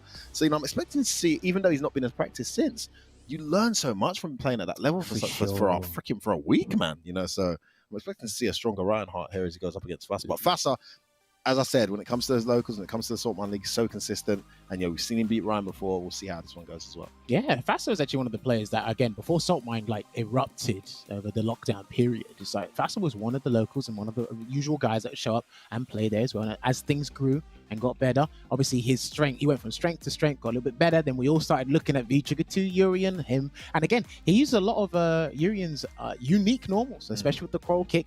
He shows you tools that you didn't think were that annoying until you saw it with how they utilize with the V-Trigger 2 here. So, and again, Ryan's a familiar face for him, familiar opponent. So these guys will, again, it's going to be player-to-player matchup between these two while we get their player quotes sorted there. But again, make sure to tweet out the stream, twitch.tv/CapcomFires. Let them know EU West 1, the one and only, is on today, because there's no more chances after this for this region here. So, but then, as you can see, yeah, we're just getting these guys sorted here, but I can't wait to see this one, Femi. Yeah, I mean, I'm still curious to see who Ryan picks. I've seen him pick a variety of characters. I've even seen him pick Garl against Fossa in true scumbag fashion. Just straight counters, you know. Not to say that it's a hard counter, but it's definitely a harder matchup for Urian. I mean, Fossa's going to play Urian. That's just who he plays, right? So Ryan's choice is where I'm going to be more intrigued to see where he goes. Yeah, for sure. I mean, hey, let's just get their quotes on screen and see what these guys are thinking ahead of time regarding this set here. So we got Fassa first. If Ryan is going back to pick Sagat, which he probably will against me, I have to work my brain and my shoulder extra hard to get through this matchup. I love that. I really love that they have to work extra hard. Are you telling me you weren't using your brain before? He's saying if Ryan picks Sagat. I mean, he's almost definitely going to pick Sagat. I mean, we saw him beat Takedo in a short set with Sagat. You know, he's just rinsed the hell out of that matchup. So now Takedo was saying that he thinks the matchup is slightly in Urian's favor, but a lot of the other Japanese players will say they think it's actually one of the harder matchups for Urian in the game. Okay. It's like slightly in Sagat's favor. So two very high-level Japanese players there, kind of like clashing in opinions. But needless to say, Ryan doesn't play Garl anymore, but he does have that Sagat, which I think is what we'll see. So let's see what Ryan has to say about Fassa in this particular set. Fassa is very good. I like his approach to Urian. Looking forward to playing. Okay. Not giving anything away, is he, Ryan? He's always been that kind of guy. All cards behind his back, not even giving a smidgen of what's to come. But I think we're going to see a Scar with a patch stepping up to the screen for this one. Who knows? It is first to two, but then again, it's like I can't wait to see which characters and what tactics they're going to employ here, because it's CPT. It's not Saltmine now. Is CPT. But guys, do not forget, you know, Evo is among us, and before that, there's going to be a couple of warm-up tournaments for Street Fighter V that are going to be happening from the 26th of June, I believe. So make sure if you head on over to that website there, you can sign up now, because like I said, the moment June hit, tournaments and events are coming thick and fast, and we're at home. Everyone's getting more accustomed to playing online. And again, look, you can be part of these big events, CPTs, Intel World Open, and now these PlayStation Wars in the build-up to Evolution 2021. That will be happening later this year. So get signing up now. Do not forget, I want to see you guys there. No reason not to, unless you want to go out and enjoy the sun and a picnic, or you got a day job. No reason why you can't do both, eh? No reason why you can't do both. Okay. Get in there. Looking forward to these players going head to head. Are they ready to clash? No, not quite yet. All right. So I think from my perspective now, as we wait for these guys to actually kick off, it's a case now of Fassa looking back at all those matches they've had. And I think he's had the edge. I could be wrong. He's had the edge in the Saltmines. I've seen Ryan take him out, of course, but when they've had to play in Saltmine, I think Fassa's had the edge, right? It's so cliche to have a slight edge over someone, but then when it comes to the actual Capcom Cup qualification spot, it's different. They get you. And of course, Ryan, like I said, he's leveled up a ton in that 1 week since those guys have played. So I'm not sure if they played since Ryan's period leveling up, but particularly in the Sagat Urian matchup, he got tons of experience in that match with Takedo. So I think he'll be really comfortable in that match. And to this day, correct me if I'm wrong, Jammers, but I watch Saltmine League a lot. I've not seen Ryan go for the mirror against Fassa ever. Probably in the early stages, and then after a while, it's like, you know what, this ain't working out. I don't feel too comfortable in this, so I'll just go ahead and rock the Sagat through and through. It's probably what we are going to see here. But Fassa, again, he's actually qualified for the Intel World Open closed qualifiers. I think he made it the second time, beating Vega Patch in the winners final. So again, he's an accomplished player in the European region. But again, this is a different kettle of fish. And I'm not going to knock it. I actually think he does have a chance of going all the way here, especially if he can just get into that top 8. Again, the first hurdle, he's got to be a very worthy adversary in Ryan Hart. But then, even then, whoever loses, they're still got a chance to make it to the loser's side top 8. So let me see the characters and the V system layout. V skill 2. Okay. V skill 2. Makes sense. I don't normally see Fassa. When I see Fassa play in Europe, he doesn't pick V skill 2. But then, obviously, this is Sagat. He's played Ryan numerous amounts of times. He loves that double armor with V skill 1, but this is a projectile heavy matchup, so. For sure. I think from that range, nice punish. You always go for the slow fireball there just to get that walk-up pressure on Sagat. And that's another thing Ryan's very good at in the matchup. You forget that he has to jump too, you know? You're looking at Fassa thinking, when's he going to jump in to try and close down these fireballs? But actually, Ryan will catch those freaking fireballs the last when you least expect them. Yeah, for sure. Bad choice. And he gets the punish on that heavy chariot tackle there as well. No V-trigger. Nice headbutts here. Good break. Oh, the range on that roundhouse. Nice. There he comes with that VT too. It's the hit. He might be dead. Yeah, that's exactly what. Yeah, right. Anticipated that. Back it up. Whoa, that converted. Oh my. And he gets the throw as well. What a choice, man. I mean, clearly it wasn't reaction, but it just happened to work out. Fassa takes the first round there. I have never seen that conversion before. Color me impressed. Obviously, if he could get a power punch after, I'd probably be pretty upset. In that neutral there. So now they kick buttons. Oh, interesting. Nice punish again. Well, hard to make that safe against Sagat. It's -4. I know one of his buttons. I think his stand light kick, that's 5 frames, not his stand light punch. So I think that was a guaranteed punch. His stand light punch is 4 frames. Okay. There it is. He's got good range on the upper end. Nice use of the fireballs here from Fassa.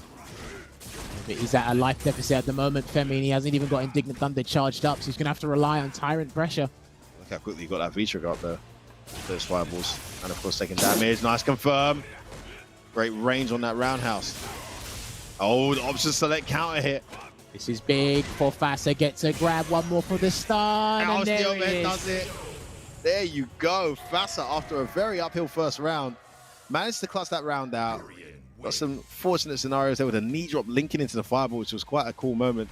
And then closed out the next round convincingly. And Ryan Hart, down 1 here, has a decision to make. I think he'll probably go Sagat again. But will he take his time to think this through? Will he switch something up as well? It's interesting because Ryan actually had a fantastic start. Great start. Threw a couple of fireballs, got the hard read of the jump. And one thing I don't hear people talk about these days enough is Ryan's understanding of fireball patterns. It's like you think you can throw one and jump. Yeah, exactly. It's crazy. Anti-air, jump, so on and so forth. It worked out, but I think he's going to be a little bit more passive in the neutral, make some defensive adjustments. And again, there's that punish Fen was talking about on the coral kick, stand light punch into the tiger shot.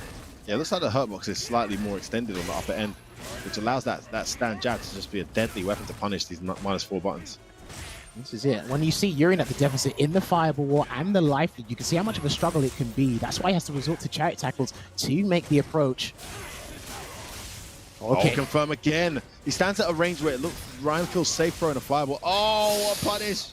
Beautiful choice. Behind. Some at the corner though. Oh, that almost hit, but it didn't. Big punish from Reinhardt. Saving grace with the jump. EX. So off again, just needs that space in the neutral. Charges up Indignant Thunder once again. There's the jump over. It's the slow one though. And again, great use of the V skill 2 to stay in this set here. There's cannon. Those cannons out. Oh, almost caught the jump. Oh, lovely. Don't you dare try and EX knee me. Brilliant stuff there from Ryan, taking that round. That's clutch. I think that might have been the pivotal moment for Ryan. If he didn't get that round, I might have had to come out. Yeah, Fassa was looking very good. Ryan now feeling himself, goes for that EX off the string straight away. This is it. When they're literally in proximity of Urian's coral kick, it's all buttons, baby. That mid-range is nuts. But then outside this range, mid-range to far, it's all about the fireballs. And this is why Fassa needs that chance to get Indignant Thunder charged up again. There it is. Oh, I'm not sure he made it in time that time. He didn't get it. Oh, good jumping. Oh, he wanted the maximum damage with the crouch fierce. Again, that roundhouse gets punished. But the headbutt anti-air does a ton of damage and momentum change here. He'll activate the V-trigger too. Ryan backs away. I He's like got to be that. careful where he spaces these fireballs. He's been caught by the roundhouse twice now. And there you go. Cannon. One cannon out of the way. And another. Oh, beautiful choice from Fasa. Damn, gets What it in a there. choice. Had the V-trigger stock move into set point. Looking strong throughout. You know, he's had some moments where it feels like he's at disadvantage, a huge deficit, and suddenly it comes back. And this is his trait as a Euro player using V-trigger too. Just jumping for Ryan. There's a coil kick again. He needs to be careful about those. Good air-to-air from Ryan and the break as well. Nice makeshift Tiger knee there with a jump light kick. Good jump. This time he just gets a sweep. I like it. Take that knock down. Do you know that sweep is very obnoxious and annoying to deal with? Super long range, man. Nice conversion of the crouching meeting kick into the light chariot and the V-shift from Ryan. Down the corner. Oh, it's a big back throw there for Ryan. He's got the whole screen to work with. This is all he needs now. It'll just be a fireball wall from here on out until Fasa gets that. Oh my days, he gets hit. Oh, Big damage incoming. no. He got caught airborne. Is he going to uppercut? No, he doesn't. Ryan's got to be careful here. Fasa just goes out EX. Oh, the shimmy. The closer for Ryan. And finally, we have a one-apiece set in this final winners bracket match, Jammers. Ryan Hart bringing it back there against Fasa. Don't care who you are. Evo champion, first time in the FGC. Anyone in that situation, you're just not sure. And you're like, you know what? Maybe I won't. And then you thumb, your finger just, you take, and it's like, no, he got you. He got you plain and simple. Brought himself back. One apiece.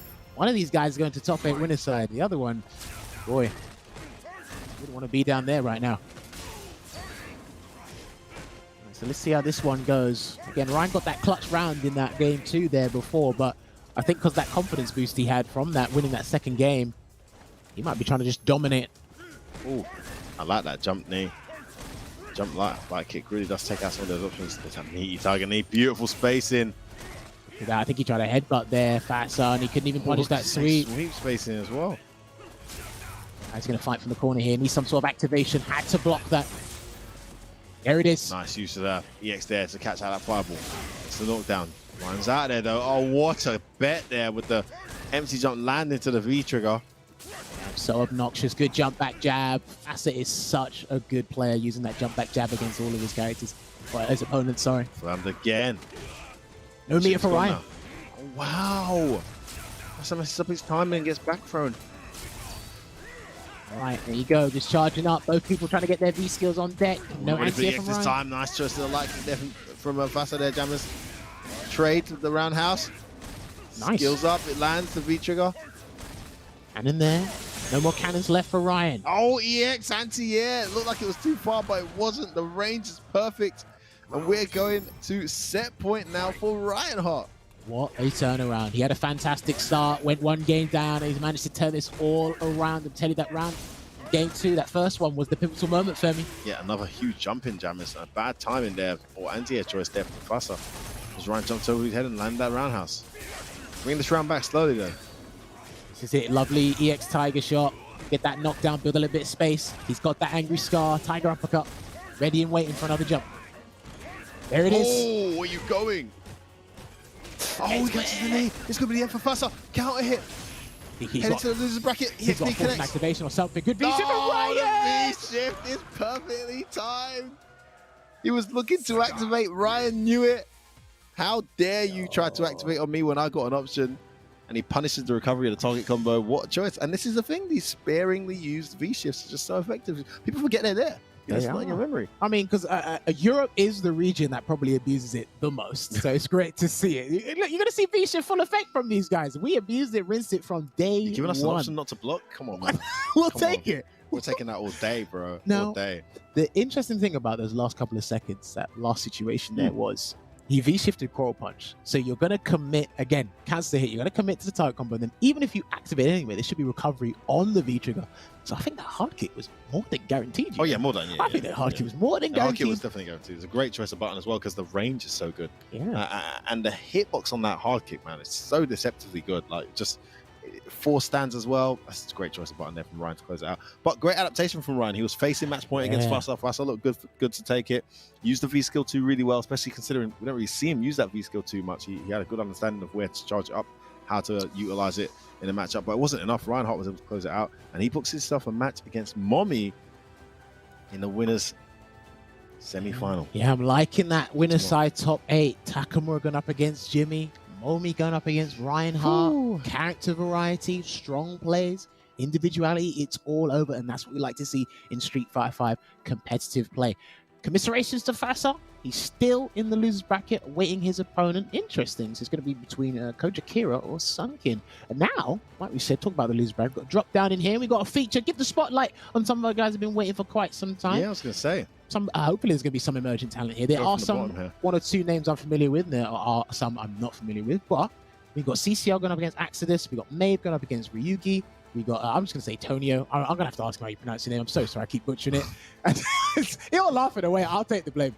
Real Jabal's waiting as well. You get ratings because you're actually trying. I'm just like, I leave that to Jammers, bro. Someone's got to try, mate. So these losers matches are going to be interesting. So yeah, up first, we are going to have Kojak Kira going up against Sunken. I can see Zeku on my screen. Interesting. Again, listen, this character has been, there's too many varying opinions, right? It fluctuates too much for me, right? We think he's top 5. Some people think he's solid top 10. I think he's easily in the top 5. The Japanese put him down at P tier. If we even go down to that letter on these tier lists. I don't know what that's based on, man. This is it. Look, I don't know what it is about you people in tier lists. I don't know what you're basing it on. Fundamentals, footsies, damage output, V-trigger comebacks, whatever. Zeku is not down there, all right? That's all I'm saying. He's not down there. But it's like, why do you all think he's beaten? This is the thing. I put my placement on characters based on character capability. Now, things like, execution and accessibility to reach their full capability, it does play some factor, but underlying factor for me is capability of character. And when you look at the tool set that character has and the ways in which it can be played, both offensive and defensive, and then access to big damage, like without it having to be circumstantial, he's got everything, man. He's got everything. I just think this character is really scary. So I'm not sure it's one we're going to see here. We could be talking about him for no reason, but we've got one already qualified for the Intel and Infectious as well. So we're watching out for those Zekus, man. But yeah, I can see Zeku versus Akuma here. I mean, Kojak, I do remember him. I think he was playing Ibuki before. He might switch up the character for the Ibuki. But again, he's got characters with a lot of options. I know Ibuki's not really held in such high regard these days. I don't know why. C tier she's or right. I don't know. I think she's actually C+. So she's actually way better than people are saying.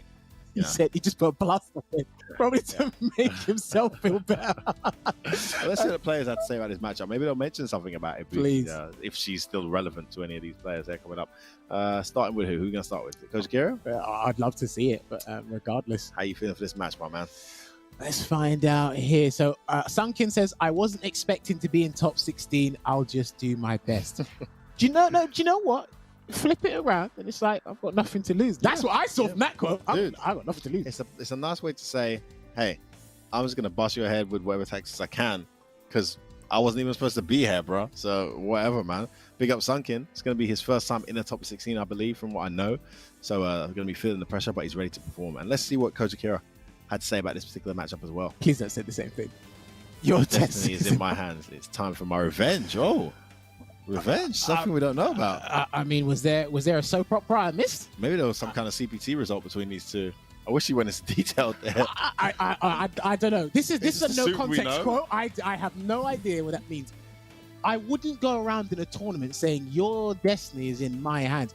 Maybe if I played Cammy, I'd go around and saying that because I think that's fair. I think that's well and reasonable. I'd be like, I don't know you, but I play Cammy. You've got to deal with me. Remember, you want to be the one causing the problems, not the one dealing with them. True. In an ideal world. I mean, I play basically the weaker version of Cammy anyway. When jumping against Kunai, that you can do to jump for 9% damage. But I can relate to being a cheap character, so it's not a bad shout, Jeff. It's not a bad shout. All right, we'll see. All right, the guys are ready to go and jump in straight in there. So one guy he's humble and he's happy to be here. Another guy looked like he probably just finished watching his latest anime episode of the week. Ooh, what about your show on Monday, Jammers? That is a juicy one, man. Yo, I can't wait to talk taking to these Filipino guys. man on set on Capcom Fighters in just a couple of days. Jammer's going to be taking you guys through that match. With Veggie still there that week? Veggie is still there that week. One and only Veggie. Big it up, big it up, big it up. Can't wait to see that. Hopefully I'll get to have a long chat with Filipino man and Rose. He's still using the character because that's where his love. He's still got her in the back pocket, it looks like, but he's still, very loyal to Chun-Li. So it is going to be a Zeku. Zeku. Okay. Nice choice. Akuma versus Zeku. This is a matchup we have not seen in quite some time. I'm going to be honest with you, because obviously at the highest level, the Akuma players are not really around anymore. Yep. Zekus are still there, but they're just left in the hands of the specialists. Akuma is still so deadly, man. I think so. He's never going to be bad. We've spoken about this before. Just to reiterate, he's never going to be bad by design. You can't make this character rubbish. But who he's left in the hands of and how capable they are as players, then we'll see how bad these nerfs are for him.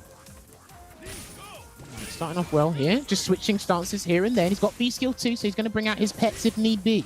Dr. Doolittle. Nice. Very rarely plus that 5 when it hits that high up. Interesting. Looks like right now Sunken is definitely showing his matchup knowledge in terms of spacing against Old Form, and in a moment Kojak swaps to Young. He wants to go straight in there. I like that. Wow, just a raw run, stopping your face. Didn't take the bait though. Didn't check it either. And this, oh, he went for the auto space stuff and got the target combo. That does like 200 damage against a 900 vitality. Akuma. Oh, ready. Break as well. Looking good. He's going to get the activation. If there's anything I know, he might look for a sweep activate if he can't get it from there. Clean jump in. That's big. Turning point.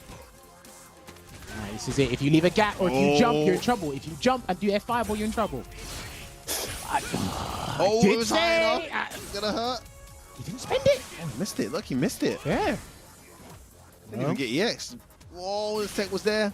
Hang on. Oh, he got him. He got him. That will get you. Do you know what? I like that he's gone for that early, because that will get you. Talk about Rago, bro. Rags. Oh no, bad start.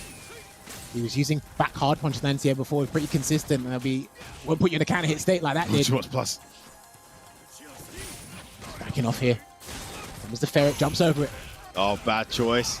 Sunken, absolutely ready for that. I think he needs this to build his momentum. Oh, yes. catches the V-shift. I think he needed just that. Have that there, no shimmy. No, he could have done a light. It's done. Oh, the smooth EX does hit. Bro. Oh no, this is not looking good. He Oh, could have he's working. Okay, side switch. Then we're Young. For the meaty crouch fist, he's got to stay here. You can't jump. You literally cannot jump. Oh, that was it. No, too late. He's got deceptively insanely good walk speed, Akuma. I mean, people often forget that, and that was a beautiful little use of it there with that walk forward, walk back to draw out that stand throw. But he just wasn't looking. He just wasn't ready to punish the stand throw, because he's done that a few times and he's not bitten. So I guess on this occasion, he's like, it's not bitten again. It was quite late as well. Man, that was the turning point. Ahead of CA as well. I think for me, that's a classic example of this game, the opportunities when they present themselves. Dude. They actually come sooner than you think. You got to take them. You have to be, like you said, 100% ready, and you got to work on getting these opportunities. But when they crop up, they actually come a lot sooner than you think. So it's going to be something Sunken's going to need to take into this next game here. I don't think he played bad that last game, you know? He's had some great moments. Again, there's anti-air in the bushing flip. I mean, whiff punishes it. All right. We go back to the full screen here. I think he tried to probably V-skill a jump in or something. Yeah, it's just Harry. I guess the fireball. Nice buffer. He didn't commit to the slide. Surely you can do crouch medium punches to slide in that combos. Yeah, but it was like, I think it was like commit to it and right. Oh, you could be right though, James. All right, there you go. Medium. This is sweet. Go for the Tatsu there, but he's gonna get. Oh, the range is so good on that. Such a good anti-air choice. This time he does get the full up too in the corner here. That took up a third of his health, F-word. That was crazy. There's the bird dropping the dynamite. What are you gonna do? Oh, sweeps. You got to block. Oh, wow. That's out. That was sick. Counter hit. Oh, he missed his meaty. Young messing people up again. Oh, no! What? It didn't connect properly. He missed his meaty again. Oh no! Absolute despair here for Sunken. You know what? Fortune sometimes favors everybody, not the bold. And it's when Kojak on match point here. I don't know. I actually think Sunken's bemused at the moment. He's mistimed his VEs. He's not sure about the anti-air scenario. He's jumped and been hit by that V-trigger 2 consistently. I'm not sure if he's got anything left mentally in the tank, F-word. All right. He's not played badly. He hasn't played badly. There you go. It's the ground Koku. Oh, nice. One more hit and you're dead. If he hits you with a counter hit, crouch and meaty punch, you're done. What 50-50 we got here?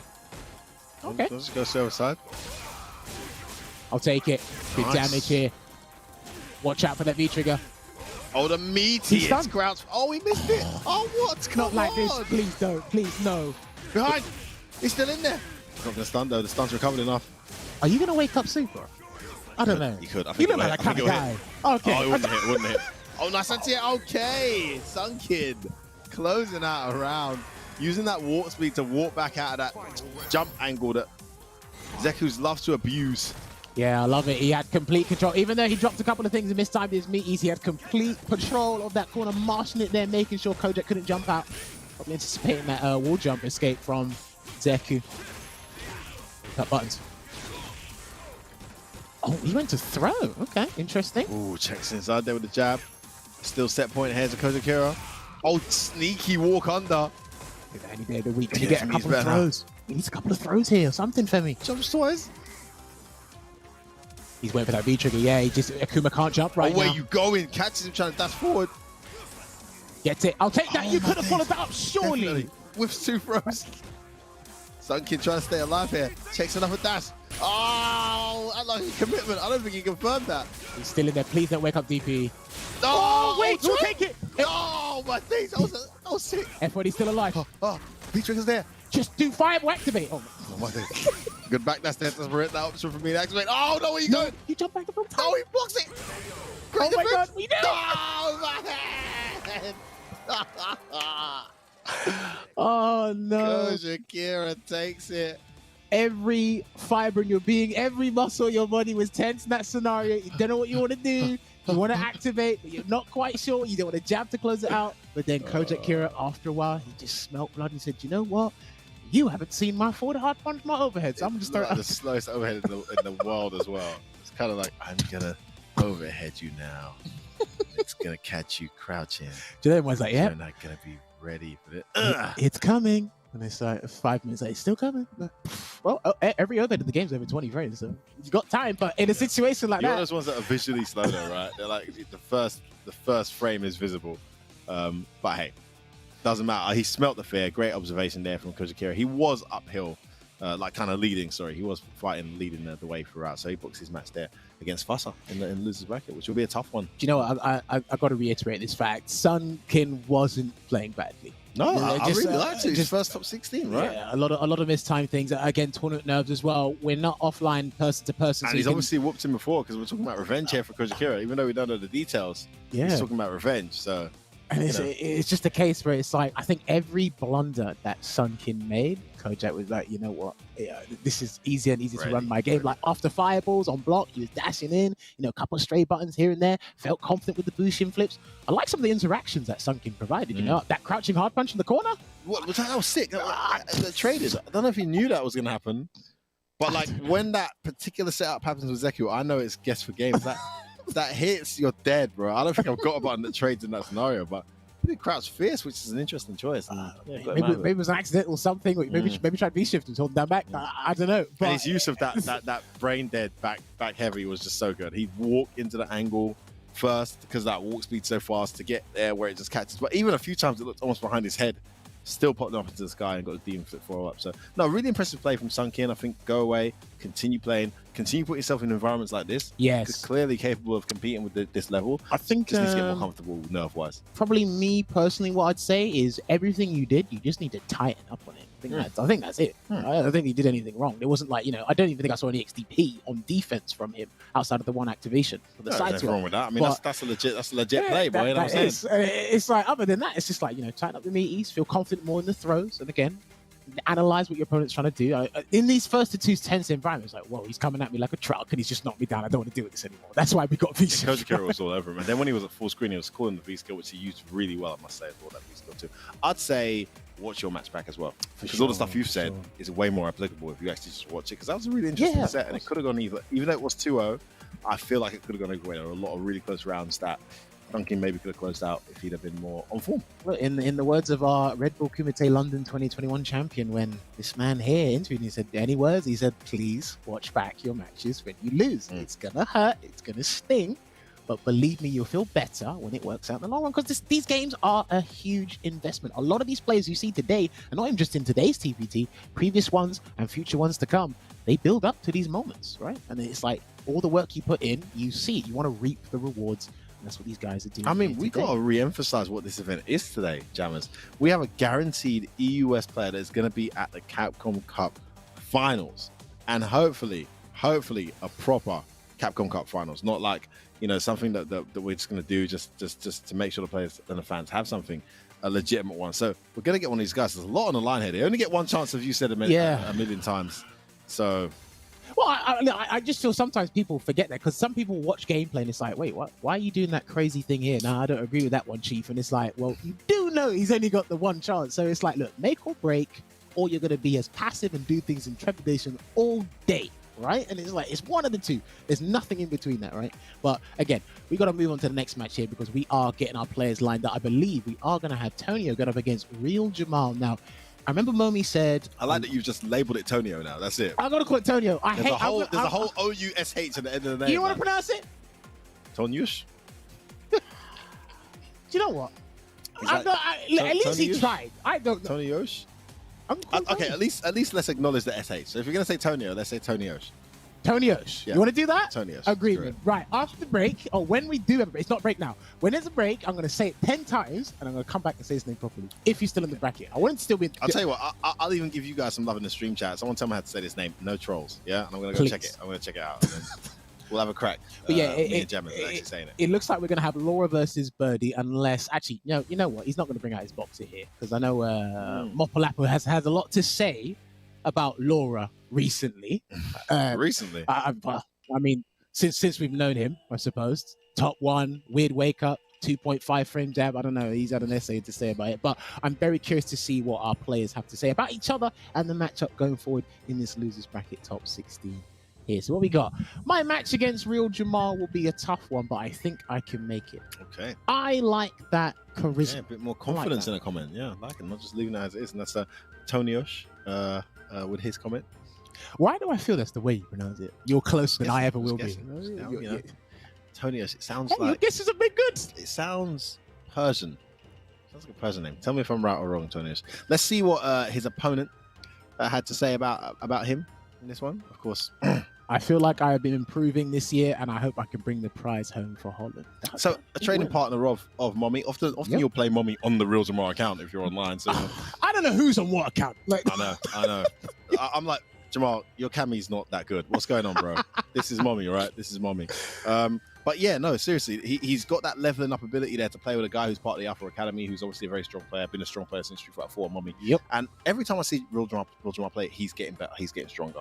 So is this his time? Is this his moment? We've seen some breakthrough performances from players in the EU recently, most notably, of course, Mr. Crimson. Is it going to be enough here? That Birdie, a character we don't really see much as well these days, you know, hardly any Birdie at the moment. Well, I know Veggie still actively plays the character. Shouts to Veggie. I know Problems still dabbling, thinking about it. Men have still got Birdie in the tank, but yeah, as you said, we don't really see Birdie anymore. I don't see much of Birdie, man. I mean, because I've been peeping the Intel World Open replays in the Japan region, I've seen a fair number, but outside of that, you don't really see this character too often. One is a rarity. Oh, this now. is Boba Fett. See, I knew it would be someone we've seen online. Yes, I have played this dude. Okay. All right, that's Toniosh. I want to call it Boba Fett now. Yeah, same. That was some perfectly timed forward fist. Will you see that? Yeah, that was crazy. But yeah, I think this was historically bad for Laura. I don't know if it's substantially changed ever since the early days. I but think it's still pretty uphill for Laura. Can's still there. Plaza di Plaza. Wow. What? All right. What? Listen, that's what you want to do today, and there's only one chance. So I think Jamal's more shocked at this guy.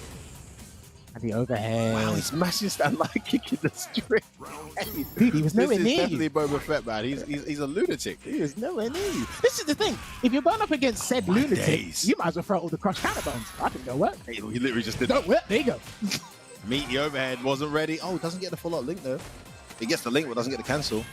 It's a throw. Sanchez. Now, that is punishable. It needs to whip punish now. A lot easier, but I don't know if Boba Fett has the answers to that. He's got the counter hit confirmed though, which will be something. And I like that choice. Okay, stand medium kick. I think he wanted to, before he had V-trigger there, but he didn't. Gotta watch out for that sweep as well. Might be awkward to deal with. Oh, it didn't link. That's unlucky. Oh, it was such a good idea. But I think the can slowed down the EX elbow.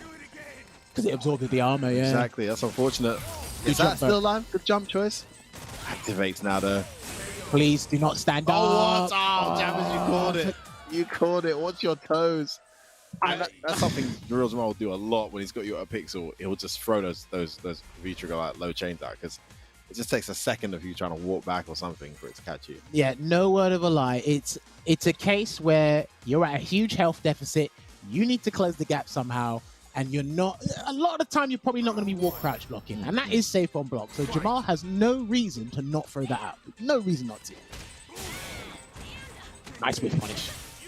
You can definitely see it, like F-Pod was saying in his gameplay. He's definitely worked on his birdie neutral overall. He's controlling the chaos really well, I must say, because Boba Fett is a ragolora. He just goes and he's got one speed. But for Real Jamal, it's just like, I'm not getting drawn into your game. I'm going to slow you down. I'm going to get my meaties right. I'm going to keep the pressure applied where necessary. I'm not going to overextend and get caught by some kind of button. And that's just controlling him right now. Yeah, but as you said, even if Boba Fett is playing at that one speed, it's past the speed limit. You don't want to run into your doom. He does his jab off the samurai. He's got no respect for that samurai house. Go. Gets the sunset wheel. There's one. This time's the meaty. Good hit for Jamal. Dash out, command grab. Kill here. One of the best corner games.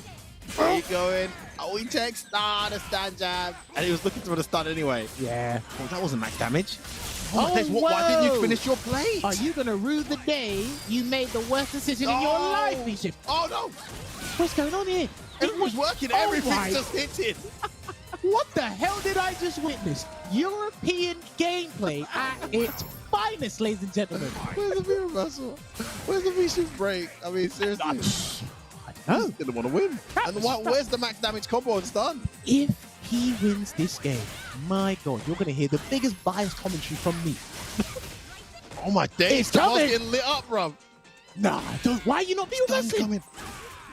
This guy's crazy. He's in. Femi, he might get him. All right, he's going to activate. No. Six the can out. Okay, Nice V-shift choice. Oh, where you going? Says Real Jamal. He wants to close this out. He wants to close it now. He doesn't want a third game. Gets the can out. Oh, wait. That was not the wisest choice. He's going to activate V-Trigger 2. Good backdash. He can make the save. No jab. Oh, oh my God, he got options again. Jab. Here comes the bullhorn. Watch out. Oh, my days. He's got on me now. He's got to take it. What? Just stand short. Just do it. Oh, my word. That's plus one, no? I swear that's plus. The thunderclap into the dash cancel. Yeah, you got to respect it. Well, was it too close, or if he went for a medium?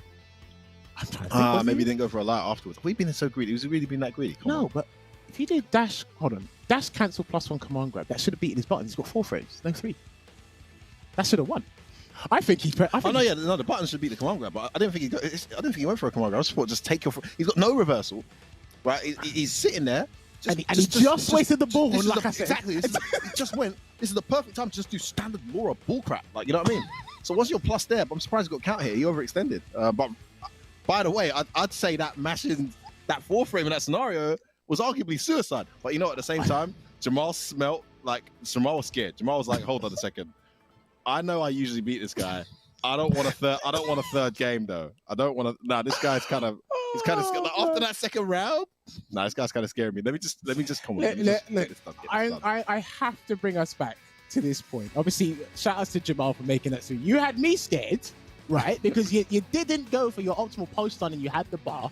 And then again, any Laura player, any day of the week, you're like, wait, what? You give me a chance? Sick. I'll take that any day of the week. But that's a classic example of, you know what? I usually beat this guy, but today's a Saturday. It's been a good day outside. I don't know. Maybe they restocked my favorite ice cream in the store. I don't know. It could be anything. And it's like, you know what? I feel like pressing stand meeting King to V-Trigger today. Or something could have happened. But you know what? Solid performance there. I like that he's using V-Trigger too. And Momi has vouched for this guy a long time. And he said, look, keep an eye out for this guy. If I'm not around, definitely he has to be on your radar. Again, slight little hiccups here and there, but we all have that as players. We all have that as players. And he's going to progress into the bracket further. He's going to go up against Escudo. You know what? After seeing that, I can't wait to see those. That's a very, very tasty match. Yeah, I want to see how that one goes. It's actually not a matchup I'm too familiar with as well, despite them both being there like from the get-go. Birdie Alex is not one I've been exposed to like often, so I really want to see how that one plays out. Yeah, for sure. Now, I believe we are going for our second break of the stream for today. Oh, okay. But before we do that, ladies and gentlemen, I got to talk about something big that's happening right now. Right now. There's been open qualifiers. There's been a talk show with our boys over in Poland. Shouts to Logan and Ty. Well, he is here with me. Come on, but have it. they are here. But ladies and gentlemen, do not forget there is still Intel World Open qualifiers happening. Most of the players and whatnot have been qualified. But again, you can still sign up if you haven't already, and you can be part of a huge prize. As you can see there, the open qualifiers, there's only about 2 more days, 1 or 2 more days left. So you can check out their website there for more information regarding the Intel World Open. That's serious money to be run as well. I believe first place for each of the regional spots is once you actually win the tournament in your region is $7,500. That's not bad at all. Do you know what? For the vast majority of players that have entered these, that's nothing to sniff at. That's nothing to sniff at. For a little online sitting on your butt at home, qualifying, and you get more than one chance to qualify as well, as Veggie will tell you, depending on the region that you're entering. So get busy, get entering, guys. This is a one-off opportunity, a fantastic organization running in the background as well. Intel World Open is commencing as we speak. And wear your gym clothes, please, because I have seen a couple of you pick your favorite dark skin outfit. Oh, mate, I already saw a match. I saw, was it Luffy versus Jongstar? Oh, come on, bro. Did he pick the... After all the drama we've already seen, guys, you wouldn't expect one of the more seasoned pros the era of not picking the right costume or stage. Come on, guys. At the Olympic... Do you know what's been the funny brave? The funniest thing for me is how people in the FGC are to snake each other while wearing that costume. You lot.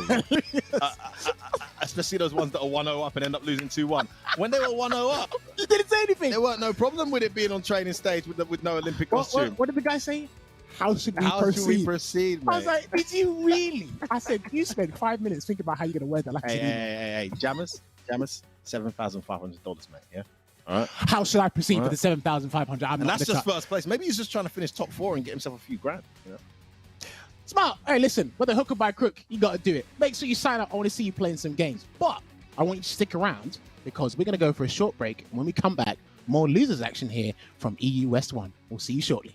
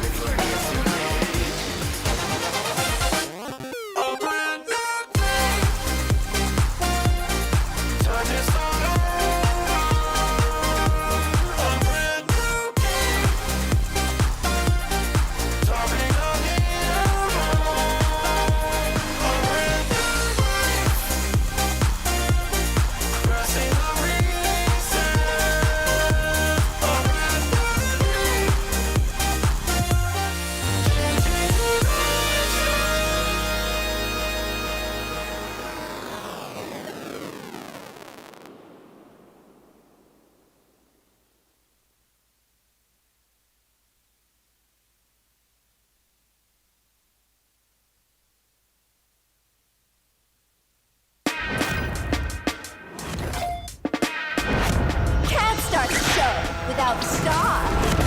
The main event! Fight! Line it up. What a power to the earth! See what I'm really made of. Pleased to meet you. The honor was mine. I'll settle that.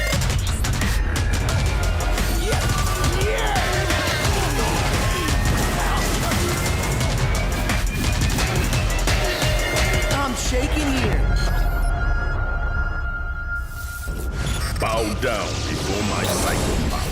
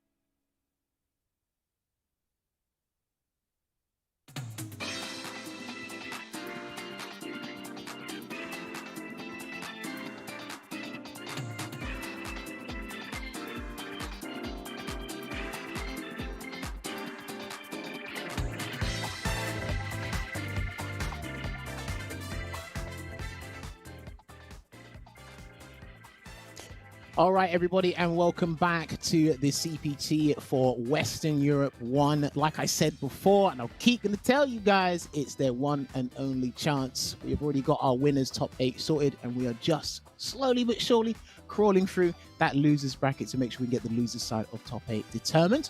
Hopefully you guys have been enjoying the action. Obviously, myself, Jammers, alongside F-Word, have been enjoying it here. And as you can see on your screens right now, this is how the losers' top 16 is panning out.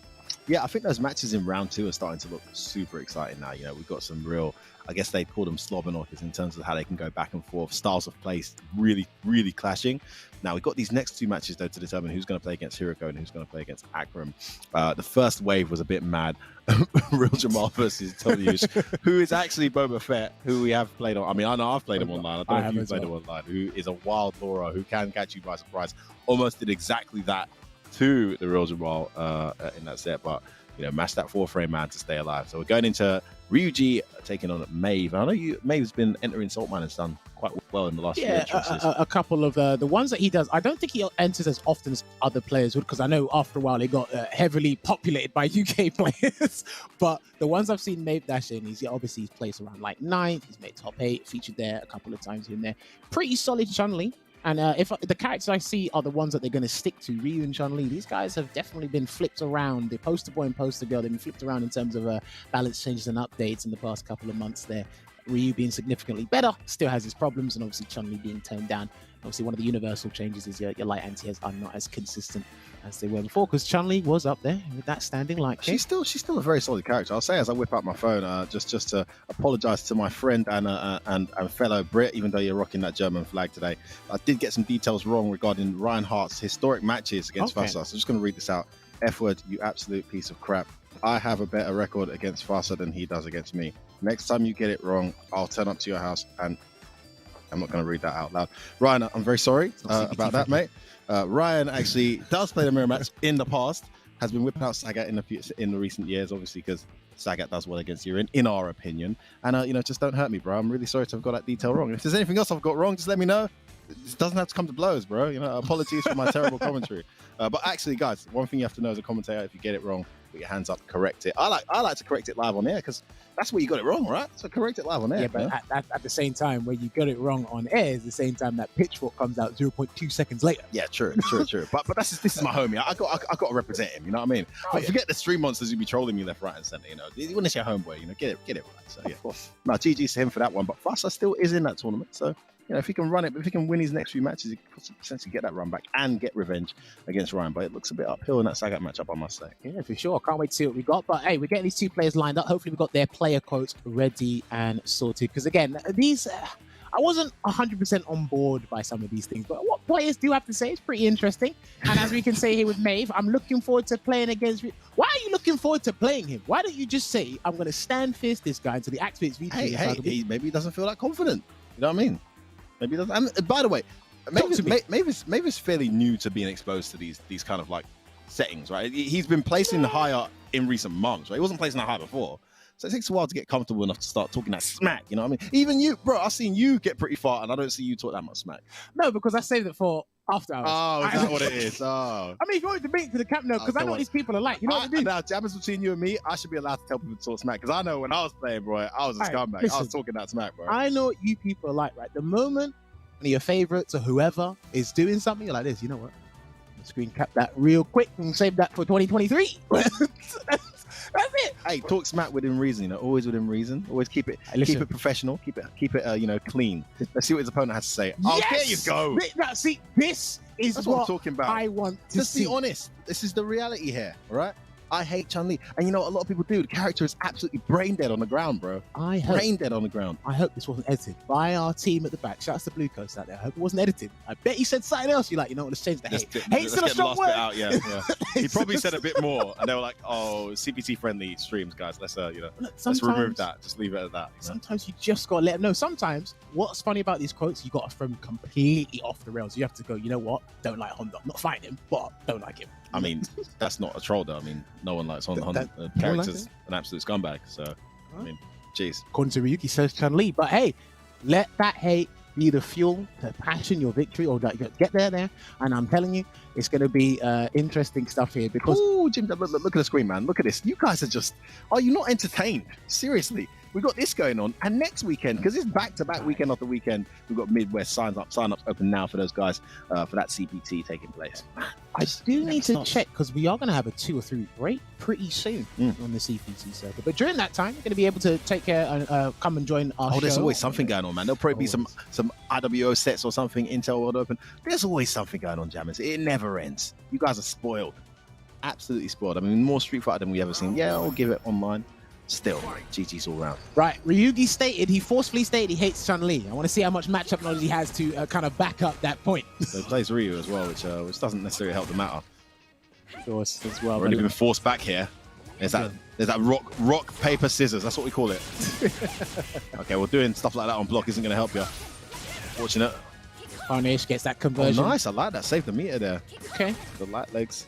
Probably would have gone for the knockdown. He could have afforded to spend the meter there, but hey. Because he's running the corner. Oh, wow. That auto whiff punish to stand medium. Do you know what's crazy? Solar Plex is actually a very good choice after he breaks the throw. It beats a lot of moves due to its slow start. Yeah, because the hurtbox reduces as well, which is super annoying. You might press something that would usually clip him if he just stood still, but hurtbox just draws back a tiny bit, and then he comes forward with that fierce. No counter hit confirm off of the forward medium punch for the EX legs there. Saving that meter for something, but it's been pretty slow so far between these two. Yeah, it's at Chun-Li's pace. It's hard to change that pace, of course, just because her normals are so strong. That V-trigger completely drained there. Didn't utilize it one bit. Ends up walking up and throwing there like that. Smelt the fear. Oh, man, the light kick gets whiff punished, unfortunately. Trying to close this out. Look at that medium. Just not enough range. You see how far she can stay away and still play that game. And, of course, the startup frames on Fireball are huge. That fierce is going to come out and counter it before it's any chance of interrupting in the footsie. One thing I see some Ryus do impressively is they manage to use the Fireball as a footsie tool in the matchup. Yeah. But this is one of the matchups that's more difficult to do it in just because of the range of that fierce punch.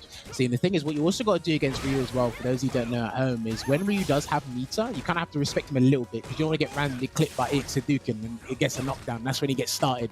And Maeve Dash has been doing that really well. Not too far away for that stand jab to be taking the turn. No confirm on that crouch medium, but able to continue the momentum still.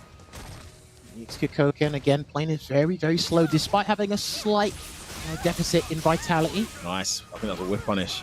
Nice. Damage there as well. Oh, no, no buffer, anything. That would have been it. Oh, gets caught backdashing. Meaty very plus. Oh, he's dead. Wow. Oh, he drops it. Oh, don't sell it now. No. Oh, no. What are you doing?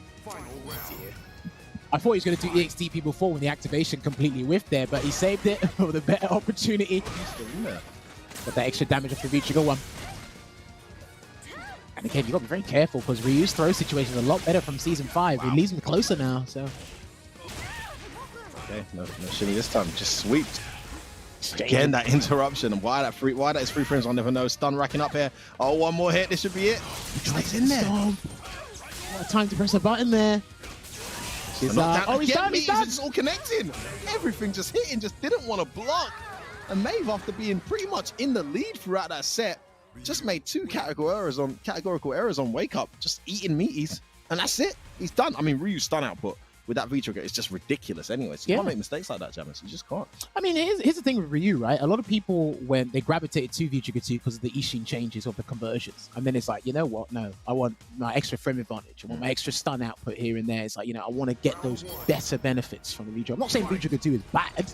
It's just that in moments like this and against players like this, V-Trigger 1 might be the better pick.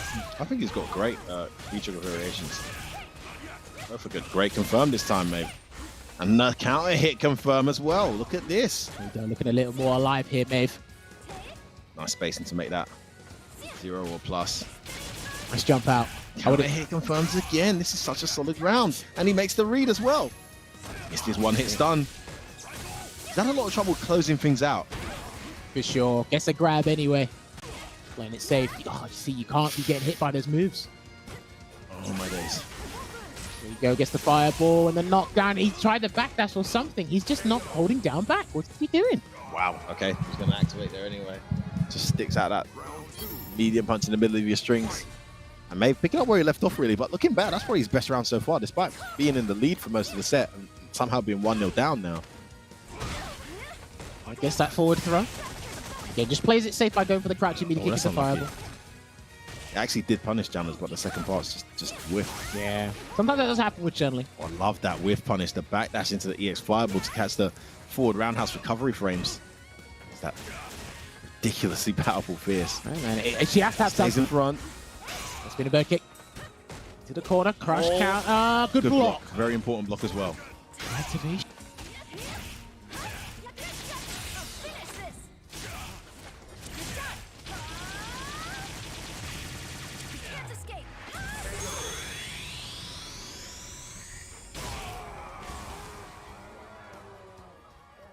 Chun-Li wins.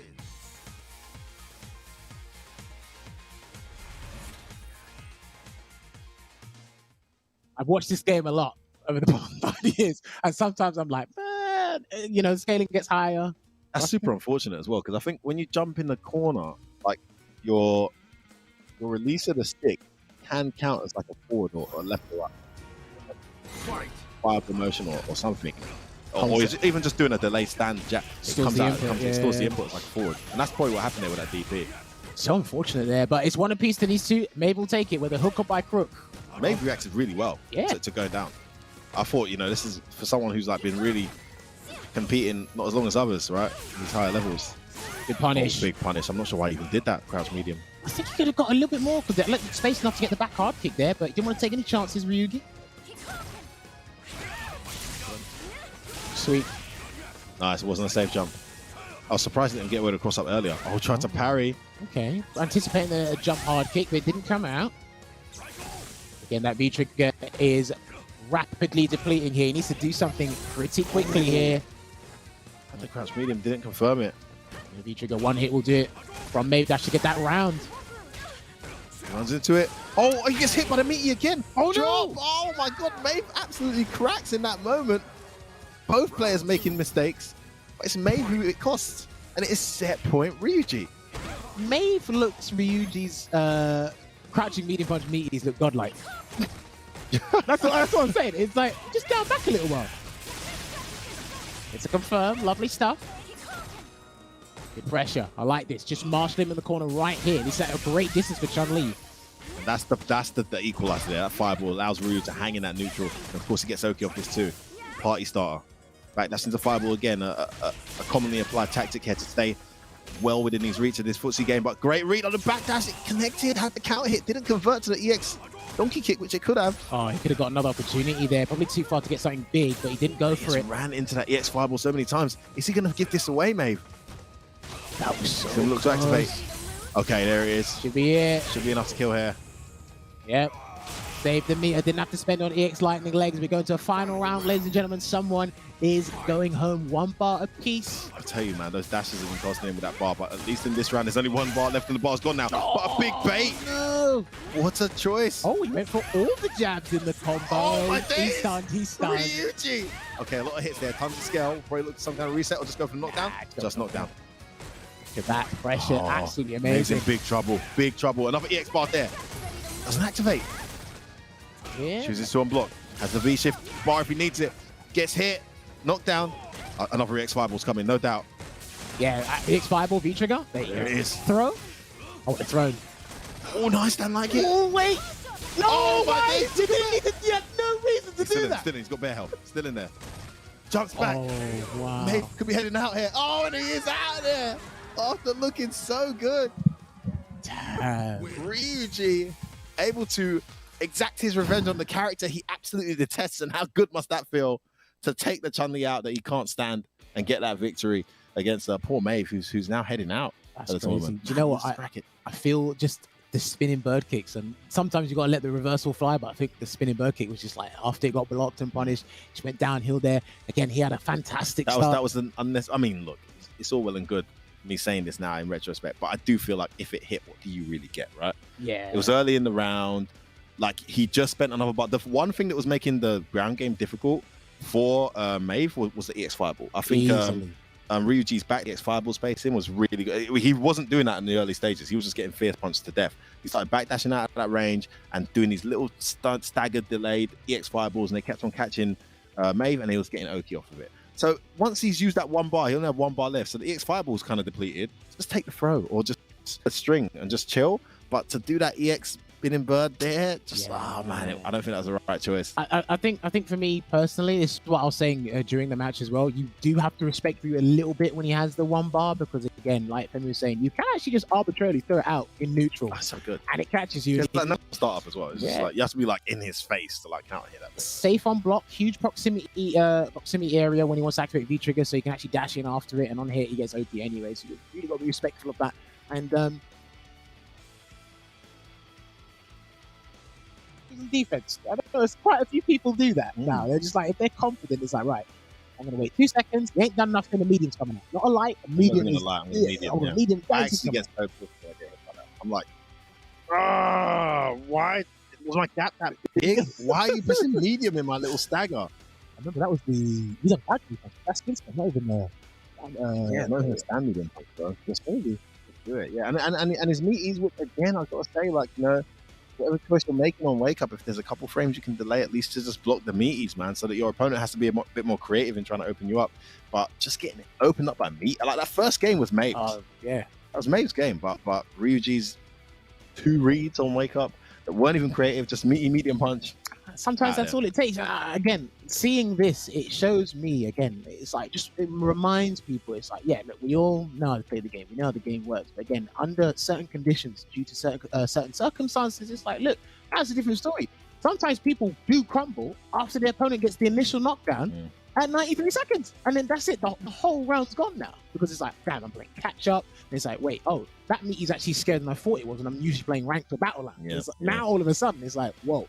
Different ball game here, and I felt with Maeve dash on defense, that's why those crouching medium punches were hitting. So I need to get out here. He might throw me. Like, he never did. He looked less and less comfortable in the neutral. I saw him feeling the need to dash. He ran into a lot of EX fireballs, not even hitting buttons. Just caught him dashing like a lot. He'd block a fireball, then try and dash. So I don't know how Ryuji did it, but he made Chun-Li uncomfortable in the neutral against Ryu, which shouldn't really be the case. So well done to him. Never felt I'd hear those words in the exact same sentence. Chun-Li uncomfortable in neutral. That's absolutely crazy. Yeah, it just shouldn't happen. But yeah, unlucky to Maeve dash there, no longer in the tournament. Ryuji advances further on. So he's the last sole Austrian in the tournament, right? Well, big up Austria for having a representative at all. But yeah, he's out of there, unfortunately.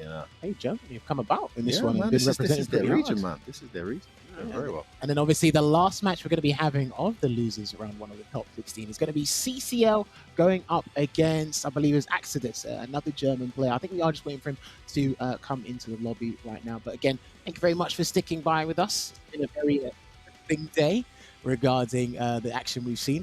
Some favorites, some hidden talent. And again, some guys where I think is a good opportunity to just realize where they're at the game right now, Yeah, and then it's a good gauge what they can aspire towards. Because I feel again, no one's played bad today. It's just a couple of like, okay, now it's mentally gotten to me. The situation, the day. You know? Yeah, it's for a lot of these guys, it's their first top 16 or the first tournament of this scale. We'll see like what these guys are saying here as we go into the next match. Let's hear what let's hear from the players. Let's see what they're going to say about this one. Please let me see these quotes. I want to see another I hate said character. I wish all my opponents the best of luck. That doesn't sound genuine, to be honest. But maybe it is genuine. How am I supposed to read tone of text? It's just an interesting thing to say at this stage of the tournament. Could be. Hey, it could be like I'm planning my route to the winners final or the grand final right there. It's like, I wish all my opponents luck. I think like that definitely sounds like something a Seth player would say. Last time I checked, he played Seth, so that definitely sounds like to make of it. I mean, we've not been very creative in US with the quotes, man. I've been bitterly disappointed. Let's see what his opponent has to say about Let's this. see what our boy CCL has to spice. say here. This is exciting and makes me want to go back to offline even more. Shout outs to CCL because I respect that. obviously, for those of you who do not know, last year, before the whole pandemic and lockdown situation was going to happen, CCL's event was actually going to kick us all off. Brussels Challenge 2020, everything was ready. These guys are super excited for that. It was one of the most like improved and consistently performing events in the EU. And he obviously, being a player, was also a TO, was a big part of that organization. Yeah. He did a great job getting that event to the status that it did. But one of the unfortunate things about the pandemic is a lot of people's momentum, a lot of people's well-beings, livelihoods have been impacted. And these guys who were making that transition to TO with a really cool event that they have every year that people started looking forward to. I forgot. I literally forgotten about that event. And I can't. That moment I can't forget because I tell you what, while we were actually sorting everyone out to go to Belgium for this event, and we were still keeping in touch with CCL, who's keeping in touch with the Minister of Health. And it's like, right, you know what? Slowly but surely they said, look, you got to cut the whole thing off. We don't know. It's like, all right, cool. Then obviously everything as it panned out, it wasn't what it was meant to be. And we played it safe. Everything transitioned to online, and a year later, it's like we're all getting accustomed to it, and slowly but surely, people are getting vaccinated, and people are getting more accustomed, and things offline are coming back up. But again, last year, do not forget, it's like it was going to be a big thing. We have to move on from that. It's still great to have competition, and people are still alive and kicking with their well-being. That's how it goes. I'm hoping CCL himself, isn't totally giving up on that event. And a lot of things, unfortunately, off the back of the pandemic are never coming back. A lot of businesses we love, a lot of events we love may never recover. But I'm hoping that one, having got as far as it did, will come back, and I'm hoping it does get another CPT spot once offline events are back. And as CCL mentioned, this stuff just makes us more excited to see offline events, and it's just a matter of time before we get them right. And again, it's great to see CCL play as well, because I was in a similar position. It's like, because you're working, you're trying to get the commentary sorted, he's trying to organize the event, and then all of a sudden it's like, right, you can't do anything. Then you're just there in front of your console. It's like, oh, I can play now. That's it. And it's like you just come out, press a couple of buttons here and there, and just keep your buttons warmed up, fingers ready and everything. And he did have a solid Chun-Li. People forget he actually qualified for the first Capcom Cup, but he couldn't go for certain reasons. He had Chris Sartarian in the grand finals of, was it Versus Fighting? Versus Fighting, and he managed to win that event, which got him a qualification spot. He did. But then couldn't go for personal reasons, unfortunately. So yeah, unfinished business in a couple ways. CCL been quite unlucky. His event got a spot, didn't get played out. He qualified, didn't get to attend. And here he is, after not seeing him for so long, here he is in the top 16. Rocking, I think he's gone back to Chun-Li as well. Yeah. And actually, this is going to be picking Nash. Okay. Obviously, all right. This guy probably got the biggest benefits from the recent change. MOV released a stat that he's done so back kick over 10,000 times in 4 days. This came out. Such a ridiculous one. It's actually pretty difficult to whip punish. I was trying to deal with it last night. Can't deal with it. Can't deal with it. Wow, that sweep got drops his combo though. Unfortunate. And again, Nash has been cropping up more in these CPTs. Shout out to Ronaldinho for winning his respective CPT as well. So we might see some more Nashes come through. Oh no, Dino. Sorry. Oh, stays in front. Get rushed down a bit too much right now. Hey man, this guy's Chun-Li will always be solid. I know she's a very good character, but his Chun-Li will always be solid, you know? That's plus on block, and he challenged that. Sure, just do Okay. it. Damage there. One more hit will do it. Oh, he's trying to close this out. Yeah, we reversal straight away. Well timed, because if he mistimed that, that would have whiffed. There's a couple of reversals against that moonsault that do whiff, and he will catch you. Oh wow, that would be. Oh yeah, that would be robbery if I saw it. See it, because the stun was racking up there. That comeback was seriously on. Yeah, for sure. Surprised he hasn't gone with V skill 2 for this matchup, Exodus. I guess he just wants to absorb the Kikoken and have it stored. Good anti-air. Great choice. Yeah, Nash's in a much better place now than he was for the last couple of seasons here. Definitely got more. He's still an annoying character. Got more tools to use than neutral. Better damage. More option to use the V-Trigger 2 more. Backs off a little bit there. Gets that jump. Jumping hard kick. I have not seen a Nash jump hard kick like that in so long, to be honest with you. Back throw. Oh, did you get it? Oh, out of air legs. That bar's gone wasted. Yeah, good stuff there. Good situational awareness from CCL. Literally input that after the flash. The delay you landed. That crap with that stand medium into EX legs. He loves that. Better block in there. Okay, there's the stealth dash activated. My days. Gonna run away. Try He got to hit. sweep. It doesn't work. Doesn't look too familiar with the pressure there, does he? Jammers? It can be very gimmicky. It's once you do block that move, I think it's Justice Corridor. I think it's like +2 or something. So if you are unfamiliar with this V-Trigger, which a lot of people are, be prepared to be caught out. And that does a lot of damage if that does hit. So that's the one thing that's scary about Street Fighter 5. If you delve into the realm of the unknown, 60% is waiting for you. 60%, bloody hell. Not necessarily 60%, but... Oh, I've seen scenarios where he does 50 to 60, obviously, like clean. Nice anti-air, ready. Yeah. There's a jump in. Okay, CCL trying to close this one out. Has the corner. Doesn't have reversal. I'm surprised he wants that V-Trigger. Okay. No anti-air. Could have done an EX Sonic side there. Okay, there's the activation he was waiting for. Gets the corner. Saved it for good reason. Oh, my days. Oh, buttons again. Wow. He keeps what is Exodus trying to press? What's That's that? punishable. That's punishable. Yeah, he's done. Oh, why did he do that? So I need to know what button after the Justice Corridor. We can clearly see, it's evidently clear that CCL has got a lack of knowledge on that V-Trigger. Does he know? Yeah, I thought it was a challenge before, like a read. But I think you're right. I think CCL just doesn't know that I don't that's think he plus. After that, and he's just pressing crouch short. But hey, that's what happens when you got a free frame crouch short, man. This is life, bro. Listen, nothing ventured, nothing gained. You got to try it. The first time you see the counter hit, you know something's up. But it's happened twice. I want to know what Axis is pressing after that. Like he's blocked. It's like, dude. And Nash has a 3 frame as well. I mean, it's a bit stubby, but Got that jumping crouch, and he could have blocked it.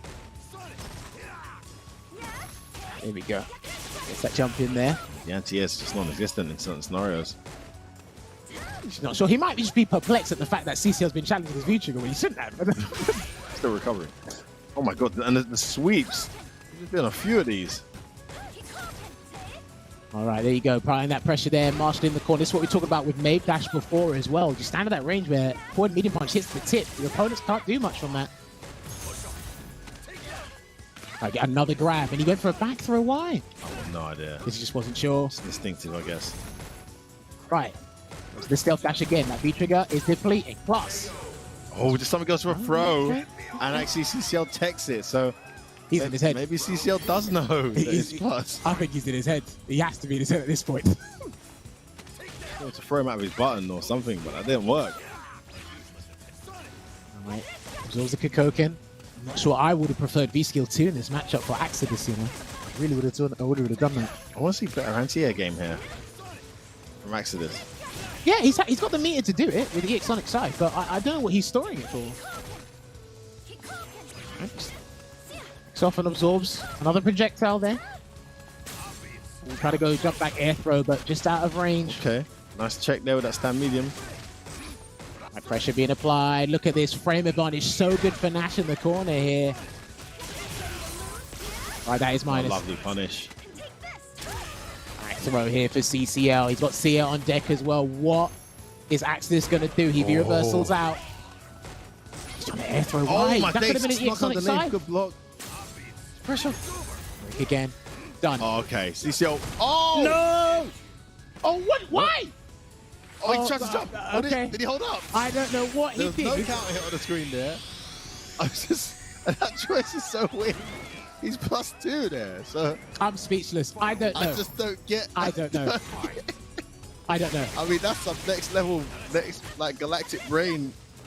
Not even galactic brain because Listen, if you're +2, then it's not galactic brain. It's from the back of the 9 galaxies. I don't know what that choice was. He must be playing 5D chess. But if he wants to keep himself in this set, he needs to win this round.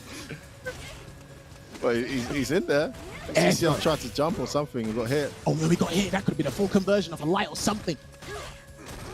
Walk out there on the moonsault. Oh, Jump. what a jump! And I mean that is a big turning point. That CA landing. Oh, that's good. No, that's good. Oh, Oh, doesn't get the full punish. no way. And CCL drops his combo. It's a mess. Break again. Oh, this damn Fierce is badly timed. Another jumping connects, and we are going one apiece here. Exodus, with some of the craziest decisions ever, is right back in there. +2 into CA. So it's not even Galactic Brain, because if you're +2 and you do a CA, then you do an immediate CA, your opponent's still in block stun. So they can't even do anything. So CCL was just overthinking. He could have just sat there and blocked. And He's going to chip him. He's going to chip him with the CA. so he tried to jump, right, because of the chip. But I don't think the CA was necessary. Yeah, for that. right. I don't think it was that deep. But listen, he's at the wheel. We're commentating. That's -10. Good punish. Yeah, it's just a strange choice. But hey, look, here he is. He's in there. He's in there. He wanted to close it out, and it worked. If there's anything that's going to throw off CCL, it was that. That Soback kick. I want to see more Soback kicks, man. People need to be abusing that button now. There's not much that can be done about it. Mix it in with some medium Sonic drives. Throw out the back knuckle as well. Oh, God, what's happened, Jammers? What? Oh, that's a my throw bait. days. That's the cat's delay tech with the What has tragedy. happened? CCL was absolutely running through Exodus just moments ago. And now Exodus, the jumping has changed the game. It's just there whenever he wants it. Oh, didn't get the counter hit confirmed there. CCL wasn't confident in that forward throw from Exodus. Soback kick. No EX there, would have connected. He's jumping again. I know he's had a bit of success here, but Let's just keep doing it, man. It's been working. He's got anti-air a few times, but overall, look at that surprise dash. no. Ready? Hard kick again from That's absolute CCL. negative. Good. Nice walk back into the crouch medium. Well, you can't really walk up throw with Nash. His walk speed's way too slow for that. Reversal. I like the choice. There you There's go. that trap again. This should be it. Yes, CCL brings it back. It's one apiece. That's his first decent round in a while. It's been all Exodus, or at least close rounds until that point. I think, like I said, I think he's just been completely bemused by what's been happening. And again, people got to respect Nash's frame that he can press a button here. What's he going to do? Take that trade any day of the week and the break as well. He might be looking to jump. Ooh, yeah, that's still a negative even on here. Yeah. Throws out those sonic booms. I think he's got a couple more in the tank here. It's a good back throw. Got her close to the corner here. Jump air throw. What? CCL ready. Check. This is very tense for both players. Yeah, this is super tight. They both adapted well to each other. And he can't CA as an anti-air when he jumps. You can't do that. The meter racking up for both of them now. So another jumping costs him some energy. He's too worried. He's to wake up. Watch out for that wake up CA. He might do it. All right, here we go. did he hit? One reset will do it. Dropped. Keeps it safe. He Done pressed it again. He done it again. He's done. And he drops it. Oh my days, he dropped it. I can't believe this. What is going on? He's dead, he's dead, he's that's dead, it. he's dead. That's he's dead, a he's great dead, he's dead, choice. he's dead. Terrible sonic boom there from Exodus. And CCL, after some shaky moments and some gutsy decisions from Exodus, closes it out. I mean, choosing to deplete the CA with a huge life lead before the chip finish was a strange decision, but it paid off. Brought him back into the set, came back into that scenario, and absolutely obliterated CCL the first round. I mean, CCL's got to be in a really, really scary place there at that point, but he comes back, brings it back, one apiece, and he stays alive in the tournament. Unfortunately, Exodus is out there. We're not going to get a repeat of another Nash qualifying here for Capcom Cup. Huge sigh of relief there for CCL. Going to be advancing, going to be facing Akram there. But I think a set like that, that might be CCL's hardest set of the day. So how comes he can do a meaty CA, right, to chip out finish, right, but he can't Why can't he just press a button that just beats? I don't know. Why couldn't he take his +2 scenario? Chun-Li has some of the slowest jumps in the game, and every time he done it in the first game, he EX Sonic Scythe anti-air and he stopped because when he jumped and he tried Axis tried to anti-air CA, what did CCL do? Delay the landing. All right, cool. Go back to EX Sonic Scythe. You don't need to hold the meter for everything. And it's like, okay, obviously the biggest question mark for myself and F-Word is you're +2, yet you're getting counter hit every single time, almost every single time. Other than when he chipped him. The one time he changed it, he teched. And it was, to be fair, the one time, right at that point. To be fair, that did happen. For me, at that point, he's in your head. Yeah. He's definitely in your head. Yeah. I thought CCL didn't know, but that tech actually changes it. I mean, that means CCL. I don't think CCL went for the throw there, thinking he was plus. I'm still under the impression. I'm strongly believing he doesn't know that's +2. Yeah, that's kind of my feeling. That's kind of my feeling. And he's probably gone away there thinking like, oh, what an idiot! Why does he keep pressing buttons? Listen, I don't know, but a couple of things in that matchup I saw that the next time I'm in front of this game, I'm gonna lab that because the V reversal against the Kokosha activate, and I thought it was gonna be a punish. I have to find out what he was pressing there. I have to. I can check CFN. I can check those buttons. We can literally do that after the day's done. Maybe he's trying to do a walk-up throw. Does he need to walk? Maybe he needs to walk. Maybe, I don't know. He wasn't sitting there. Yeah. CCL was refusing to sit there. Yeah, exactly. And Nash's walk is terrible, so he probably loses a few frames on the walk. But I mean, to go for that every time? It is what it is. But hey, listen, again, this is the one and only shot here, and you will not get gameplay like this anywhere else. Some of these decisions that we've seen, again, it exemplifies how good and entertaining Street Fighter V can be from myself and F-Word's perspective. But we are going into the next match here. We're still on the loser side. It is going to be Fassa going up against Kojak here, and he's gone with the Sagat. Really? Is he trying to give him a Reinhardt treatment? The cheat. I didn't even know he had a Sagat. So I think I've seen Kojak hear a Sagat online once or twice, but okay, it wasn't very good. That was a long time ago. Has he worked on it now? Well, there's only one way to find out. There's only one way to find out. Now let me see. Yeah, Fassa's stuck with the V skill layout. The V system layout. He went with Reinhardt. V skill 2 and V trigger 2. Kojak Kira's gone with the same one that Reinhardt did. So he must have probably watched that against Ryan and thought maybe he could take his chances. Gets that throw. I think Fassa's with the other Urians who think that this is actually an uphill matchup for Urian. Yeah, well, I mean, we'll see. Despite matchups being uphill, doesn't mean you have to, you won't be putting in a little bit of work towards them to make it a little bit easier for you. So. No stand jab punish there, which is what we saw every time with Ryan. And again, no stand jab punish. Yep. It reaches. Very hard to make that safe for Urian. All right, there's the Metallic Sapphire. Good neutral jump over that as well. Try to charge up an Angry Scar. Wrong timing, but gets the throw break. All right, there you go. Just trapped him. Lovely. Nice reaction. Good damage as well, actually. Punishing a fireball and neutral, I like that. Can't do that with a Tiger Cannon, I'm afraid. Yeah, whoa, that's why he went for that instead. Oh, counter hit confirmed. That should be it. Yes, it is. Optimal stuff with the V trigger 2. Love that. Really good. I actually wasn't sure what he was going to do in my head because I've never seen that situation. To be honest, bars went there as well, but great damage. Okay, uppercut there from Kojak. Remember, he said your destiny is in his hands, so he must be pretty confident with the Sagat pick. Oh, what a jump. There's the pressure, gets the grab, might walk up and do another throw here. There it is. Oh, going for another one. Look at the stun. All right, gets the hit. Oh, too far. Again, the EX through. This time he gets 2 hits on the headbutt as well. Oh, that was it. Oh, okay. That could have gone horribly wrong if Kojak was ready, but... That's going to work out. He's in the corner now as well. Oh, the meat. Oh, my days. That was disgusting. Why did he follow through? Did he try to hold up there? Fassa, I'm not sure. Meatiest towards Roundhouse, and there's the activation attempt. Cross counters. And Fassa saying, don't you dare treat me like I'm not ready for this matchup. I know this matchup, boy. Okay. He takes the first game. Was showing a little bit of signs of life there. Okay, just 1 or 2 areas probably lacks that proper knowledge that Reinhardt showcased against Fassa early in the day. But again, wasn't really too bad. We might be going back to a character swap here. Yeah, he didn't look too comfortable with Sagat. And also, strategically, he didn't seem to be playing the matchup right because he kept ending up in the corner. I think Sagat forces Urian backwards in that matchup. I don't think Sagat should be ended up in the corner. Okay. So, not quite there. So he's gone back to the character select screen. We'll see who else Kojikira has in his pocket. I mean, he's brought out the Zeku today against Sunken Takuma. He's shown us the Sagat. I still remember him playing Ibuki. I'm not sure if it's still there and well-trained, match fit. It could be a Zeku pick. It could be a Zeku pick.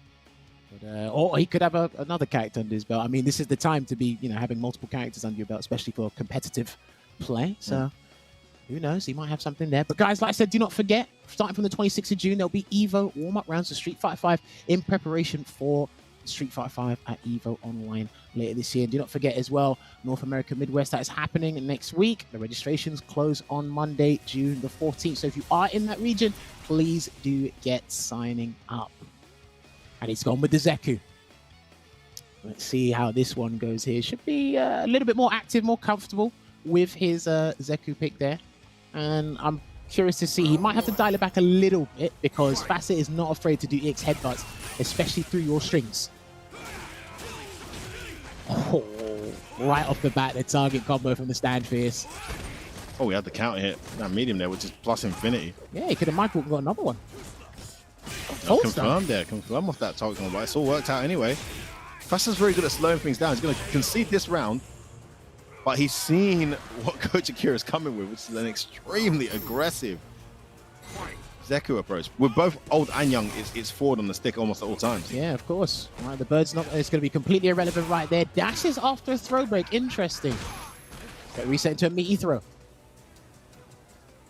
There's 2 bars there, so got to be careful of a chariot tackle just in case. Nice use of the V-skill there. Get himself out of the corner. The early release there on the pushing flip. Okay. All over the place there. Keeps transforming. The Grand Koku again. Tried to EX knee out there. Didn't work. What was that? That connected meaty, but I don't think that's what you wanted. Yeah, you probably wanted the Grand Koku. Oh, the headbutt is not working reliably here. Look how quick this game has been. Gonna look to activate though. +3 on block. Takes it. Gotta be careful. Yeah, he's not afraid to do that in strings. Oh my days. Oh, the stand medium whiffs and gets caught by Urian's crouch medium. And it's Fasa who goes into set point now after looking pretty uphill that last game.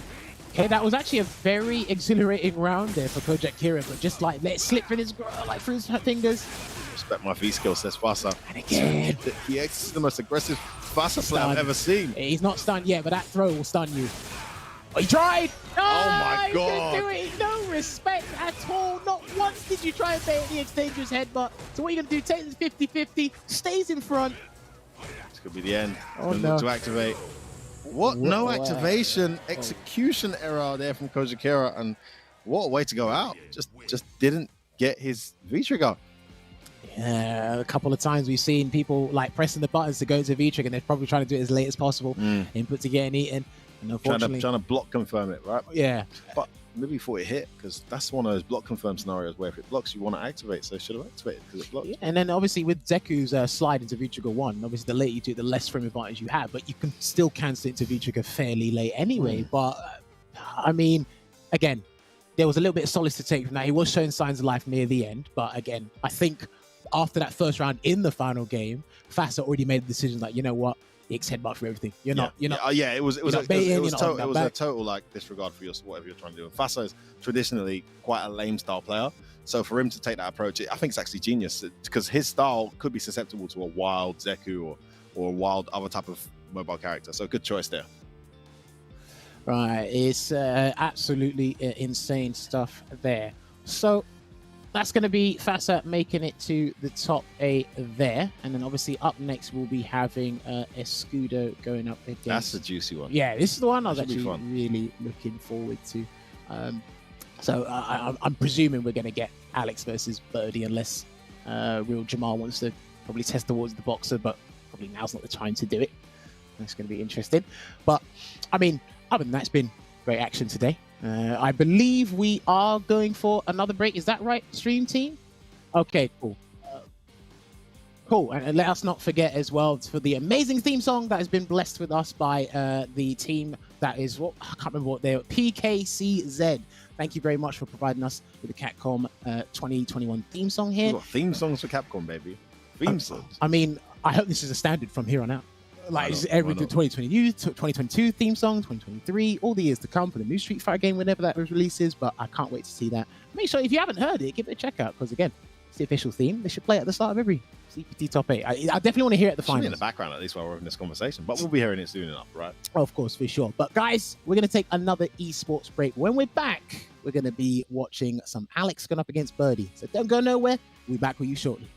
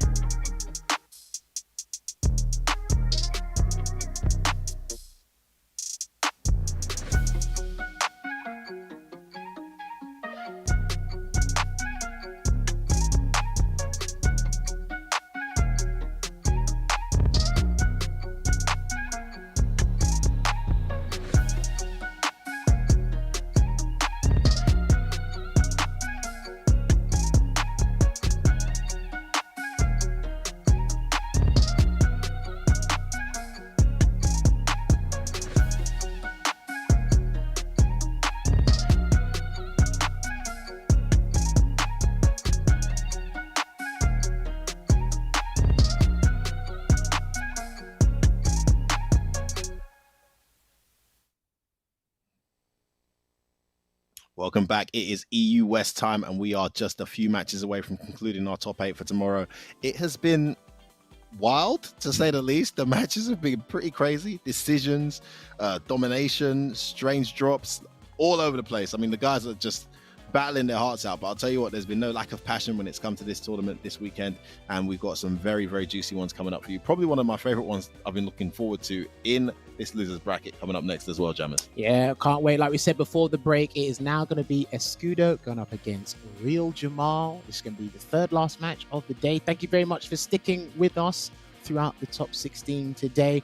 Slowly but surely, we are getting that top 8 bracket determined. And again, clutch moments for a lot of these guys, and it gets tenser and tenser the deeper you get into that bracket there. But we're getting these players ready to go. There's no more player quotes, but I can probably think of 1 or 2 things these guys would like to say to each other. Oh, absolutely. Yeah, I mean, like I said earlier, this is not, like, despite these guys' characters being originals in the Street Fighter 5 series, it's not a match I've been exposed to much at all. You know, Alex has not been very popular in the series. Birdie's had peak periods and less so. There'll be a couple of guys somewhere in some part of the world who probably play this matchup on a weekly, who know it inside out. But I'm really looking forward to this. They're both very aggressive characters, hard hitters as well, and both players in great form. So keen to see how this one plays out. I know Mommy will be at home rooting for his boy, the Real Jamal, but Escudo and the Alex Nation will have something to say about that. Well, hopefully he can kind of redeem himself, because he's definitely shaky against Momi earlier in today's CPT, but hopefully he can fix up against Real Jamal. Might be a character he's more familiar with, or something he can deal with as easier. But Bet everything on that. Worth it. Oh my days, look at this. Oh, there you go. Finally a meaty Camargo. It's the light one too, which reached from a while away. Big damage incoming. I do not think that Birdie survived this, does it? Yes, he does. Yeah, he's still alive. He has over, I think he's got like 1050 vitality. Crazy. Off to a fine start. Hit the ground running in that 100-meter sprint there. Escudo wants to close out this first game very quickly. I know that went in perfectly spaced sweep. Yeah. Man, he's just all over him. Real Jamal just has to whip out that EX, slow this pressure down, gets the meaty stand like, and it counter hits. Look how he's turned this around. Come on, grab, goes for that micro warp crouching medium Oh, kick. 2 hits into the corner as well. Is it V-shift gets punished. Oh, what are you saying? Ugh. Just finish this off with into roundhouse, into medium. There you go. Yeah, he's not dropping his post stun combo here now. And here's the thing as well. I've noticed some of the players today, they haven't been really checking dashes. That has been a huge part of the meta. I know we are online, different circumstances, but you got to get ready for some of those dashes here and there. Dude, it's absolutely vital, man.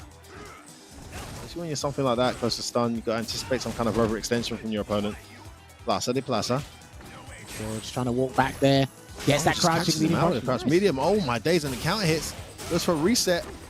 Yeah, just lets it fly again. He has a really high hit rate. Same scenario again. The double dash this time. It down. Good job. Oh, what a job. Hugely important. DT with it. Right, what we got? Blocks it out. He wants that V-trigger. He's going to activate off a bullhorn too. Oh, he had the crouch medium. Didn't confirm. He might just throw out. It was dead. Nice anti-air. Oh, no, not not alive. Oh, no. He turning point. What? Wow. What? Escudo. Oh, come on. Yeah, he did wake up. Wake up, Stunker. Oh, my God. These guys are wild. These guys are wild, bro. I needed a moment. I mean, I needed a moment. Doesn't even have a DP. I guess he didn't have the health to take an EX, but well, you know, all you have to do is just press meaty stand light kick again. Stun gun, my goodness, it's 1-0 to Escudo. I mean, can you blame him? This guy gets hit by the meaty every time. Again! Oh, okay. He went for the command grab. He went for something else. Would have probably counter hit that throw. Yo, that connected from there? That's crazy. Hit late as well. How meaty that was. Gets the break. There's a slash elbow. Great spacing. Oh, he could have. Surely he could have. Again, no confirm. But man, Escudo. It was like not even ready to finish. Do you know what? He looked like he always had to think about what he's going to do. Wait a second. I think I've won this round. Oh my God. Let me do this combo. Well, he's at a huge meat advantage here against Real Jamal. Real Jamal, he's had moments to break out with his EX bullhorn, but it just hasn't been sharp, and he hasn't been able to just close out the rounds the way he wants to, you know? He's exposed Escudo's lack of defense. Oh, that was beautiful. That was so sick. That's hit every single time. But look, as a result, he hardly ever has meter. He's getting dominated. Being forced to release the EX when he can. That worked! Damn, that's crazy. And to be fair, they have changed the properties of that when it hits an airborne opponent. Every time he gets that... Oh no! Was that intentional? Medium just so the crouch fears. Oh, he's dead. He's done. Oh, it's over. It's all over, and the Real Jamal will be kicking himself. he wasn't able to expose what seemed to be quite a shaky defense from Escudo, just getting caught by the meaty every single time. But it's a great strategy because, you know, Birdie does not have continuous Oki when he's hitting you like that. So eventually he got out, and in the neutral, it was the real Jamal who felt the need to overextend. Felt the need to jump, felt the need to press strong buttons, and was getting whiff punished and anti-air into Oki. Do you know what's interesting? It's like the way you can play passively with Alex is actually so frustrating for a lot of players, right? Because again, we talk about it. I seldom saw the crouching medium punch anyway, but it's just the presence of those buttons, and then the Lariat's like, but Birdie?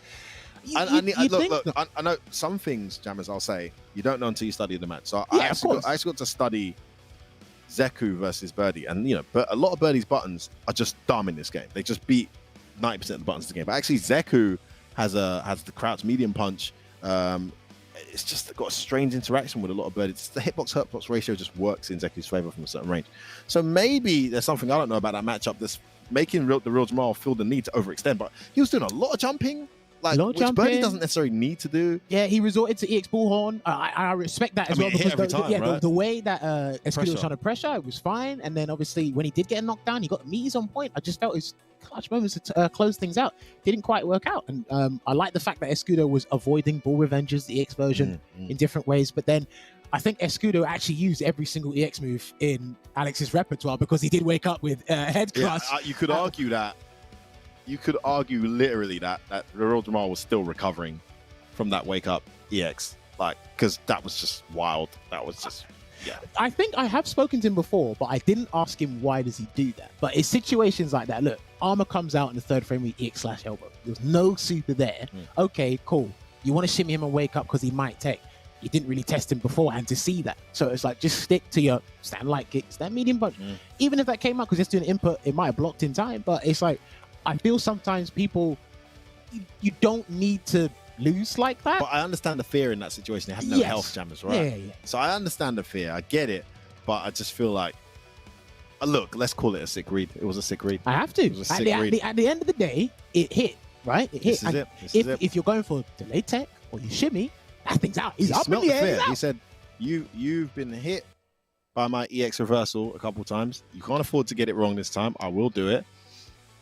Even if the armor isn't immediate, you got to get your meaty perfect. So you're scared. I'm going to do an EX grab. And hey, man. Do you know what? To be fair, in his defense, he used it the one time. Yes. He used it the one time. It was a wild situation. It was a genius read. That's what it was, man. And that set him on his way. And the real Jamal is out of there, man. He is out of there. Escudo, another German, books his place in tomorrow's top 8. And he will be going up against Fassa in a match that we've seen a million times in Saltmine League. We'll see if we have a different outcome on this occasion. Now, for those of you guys who are going to be sticking around this week, we're going to be seeing sets with Nephew taking on Filipino Man, two very exciting players, hosted by one and only Jammers this Monday. Looking forward to that. But before we get into that, Hiruko will look to try and do a better job against Ryu than he did earlier against Jimmy. I don't know. Look, this is a different style. Very different He style. utilizes crouch and medium punch more than Jimmy did. He also tried to anti-air parry, which, well, that tells you everything. myself and Rob TV are not big fans of. Oh, just as I said it. Wait, if you're going to parry something, parry the V-skill. That's worth parrying. Oh, yeah, of course. Yeah, nice. He gets a huge hurtbox extension there. He's just whipping forward heavies for free, and it's working. Do you know what? To be fair, a lot of people, I'm going to put myself in this bracket as well, still not used to whiff punishing it, yeah? Just dealing with it. Yeah. Imagine, you got to go training mode, bro. You have to. But he's making a comeback here with that V-trigger 1. If he gets another hit, I'll take that. I'll take that any day of the week. Wow, just a medium in your string. +2, I don't care. That was just a to wake up. Shit. Release, right? Receipt. Oh, the reset wasn't ready. EXTP for the sake of it. No. He blocked. What? No, he didn't parry both of them. It wasn't the worst idea. Do you know what? Props for the impromptu effort. I got to give him that because that looked pretty cool. I love that Hiruko, I mean, you're plus infinity, but Hiruko's still ready to get the rider afterwards. Good awareness. Right, again, I think he's opted to take the same strategy and approach he did against Jimmy because he wants to see if Ryuji is going to act properly, test him, meaty stand hard kick.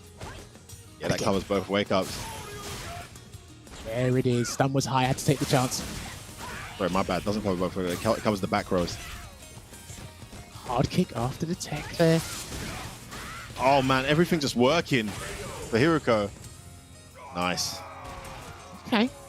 This is probably what he wanted to illustrate to us against Jimmy, but Jimmy was a harder hitter in that situation. Again, I don't think Ryuji did really bad. It's just I just naturally think you're just walking into buttons when you shouldn't be. Well, I think when he was taking air to air as an anti-air choice, which is not easy to focus on because you need to do it earlier. For sure, right? yeah. But when he did that the first time, it looked like he could hang in neutral with Hiroko, but Hiroko just kept jumping and he didn't really react after. Yeah, man. The jump EX Kunai was just causing all sorts of problems. Gets a jump of his own here. And this is the thing, because again, compared to Mave Dashes, like you said, there's a lot more to think about. So he's probably going to be a little bit more passive and scared to do things in neutral and on defense. Ryu. Resets are all working. Oh my god, he's going for Raw. No. He's going for Raw. He's going to go behind. Back that would have worked. Break the momentum. Oh, you might be. No, don't do that. Beat him.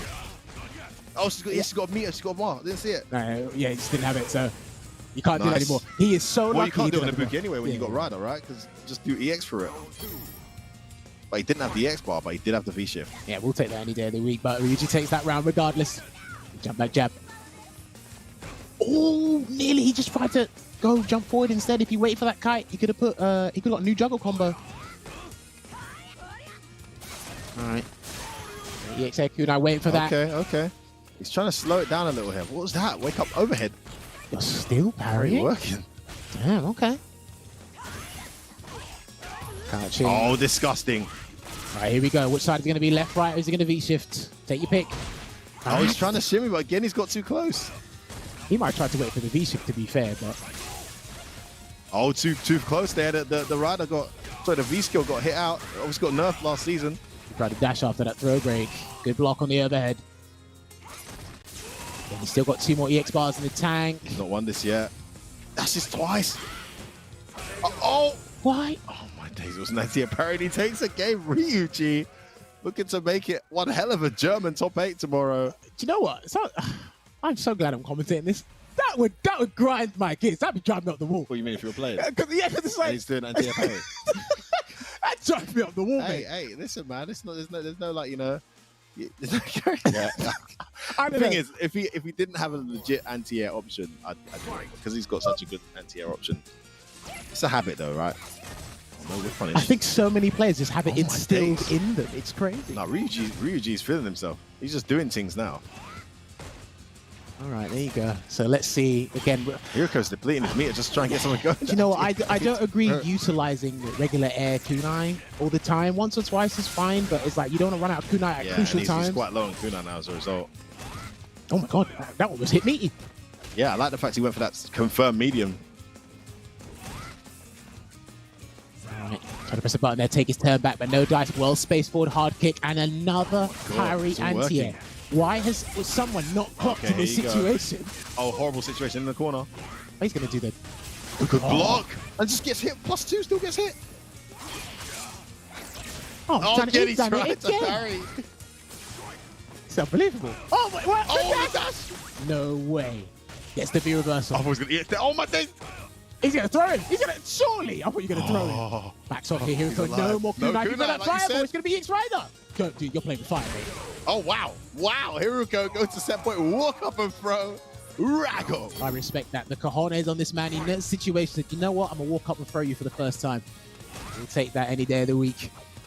I think he's going to yeah, it's either jump back jab or that. Nice chase with that stand roundhouse. Great range on that button. Stays in front, goes the throw. Jab check. Yeah, well, you can. It's a bit of a dangerous situation against Ibuki in the throw situation in the corner, but you've got to do it. Oh, wow. I think he mashed that. He's not going to do it again. He's done. I wasn't ambiguous at all, that jumping. This time she had EX Rider too, which would have been really painful. Jump? Damn, how many B skills are you going to do? We're going to see a kunai release at any point now. Oh, what? What are you trying to do there? I have no clue. Hiroko can't close this out. But no meter. He stays in front. Oh, my days. Damage. Oh, he tried to back I think he tried to wake up jump there, you know. I think he's trying to wake up jump kunai release. Probably. Seen him do it a million times today. Okay, set point both players, man. This is to the wire. I can tell someone's having the time of their life playing this set. I can definitely tell. Who are the two? It's got to be Ryuji, right? It has to be. Hiroko's got to be nervous right now. He's the last. Do you know what? If Ryuji lands one jump in, I think that's game. Wow. Oh, he got hit. It's always in front. Still got hit. Rush counter. Nice. Oh, he's in the zone. Stun. Run right for maximum stun there, but he'll take it anyway. To the corner we go. Oh, Block on. And nice that might be already. it. Yeah, there that's it it. is. Hiruko with a classic Hiruko round to close it out. Must have been very nervous there. And there were some periods in that set where Ryuji looked like he was going to take him, but Hiruko able to come out in the end, and yeah, well done to him. He's booked himself a place in top 8. Listen, sometimes against players like Ryuji, kudos for the effort. You're just not sure. You are really not sure. And it's a case where, again, he kept jumping. Surely he's going to change it up. Do you know what? He did everything but the sure you can anti-air. He parried, jump back jab. He even did jump back hard kick. He did everything but the anti-air. And through regular kunas, I'm pretty sure the sure you can blows through that. Yeah, sure you can from a certain range. Early is a good choice because it goes forward enough as well from certain ranges. So he didn't do that either. You could tell he was scared of the jumping against Kuna, was why he wasn't committing. But then he had this. He's got the muscle memory to parry. He's trained himself to do that.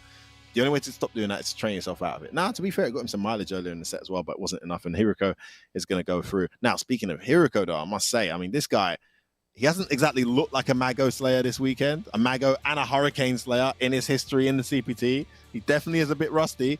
Regardless of that, here he is in the top 8 for this CPT in EU West. So, listen, well done to him. Good players grind out wins, whether you like them or not. Obviously, know the difference between a bad win and a good loss, but there's going to be some days you've got to grind out the win, you know. But you know, I was actually pretty enjoying Ryuji's gameplay, to be honest. Yeah, man, Ryuji was entertaining, man. He was wild, man. He was in there. Another weakness of his was the command dash check, which I'm surprised Hiruko didn't abuse more, just because he was getting so much mileage off it. But in that final round, you saw he was like, okay, let me just rinse him with this because I know it works.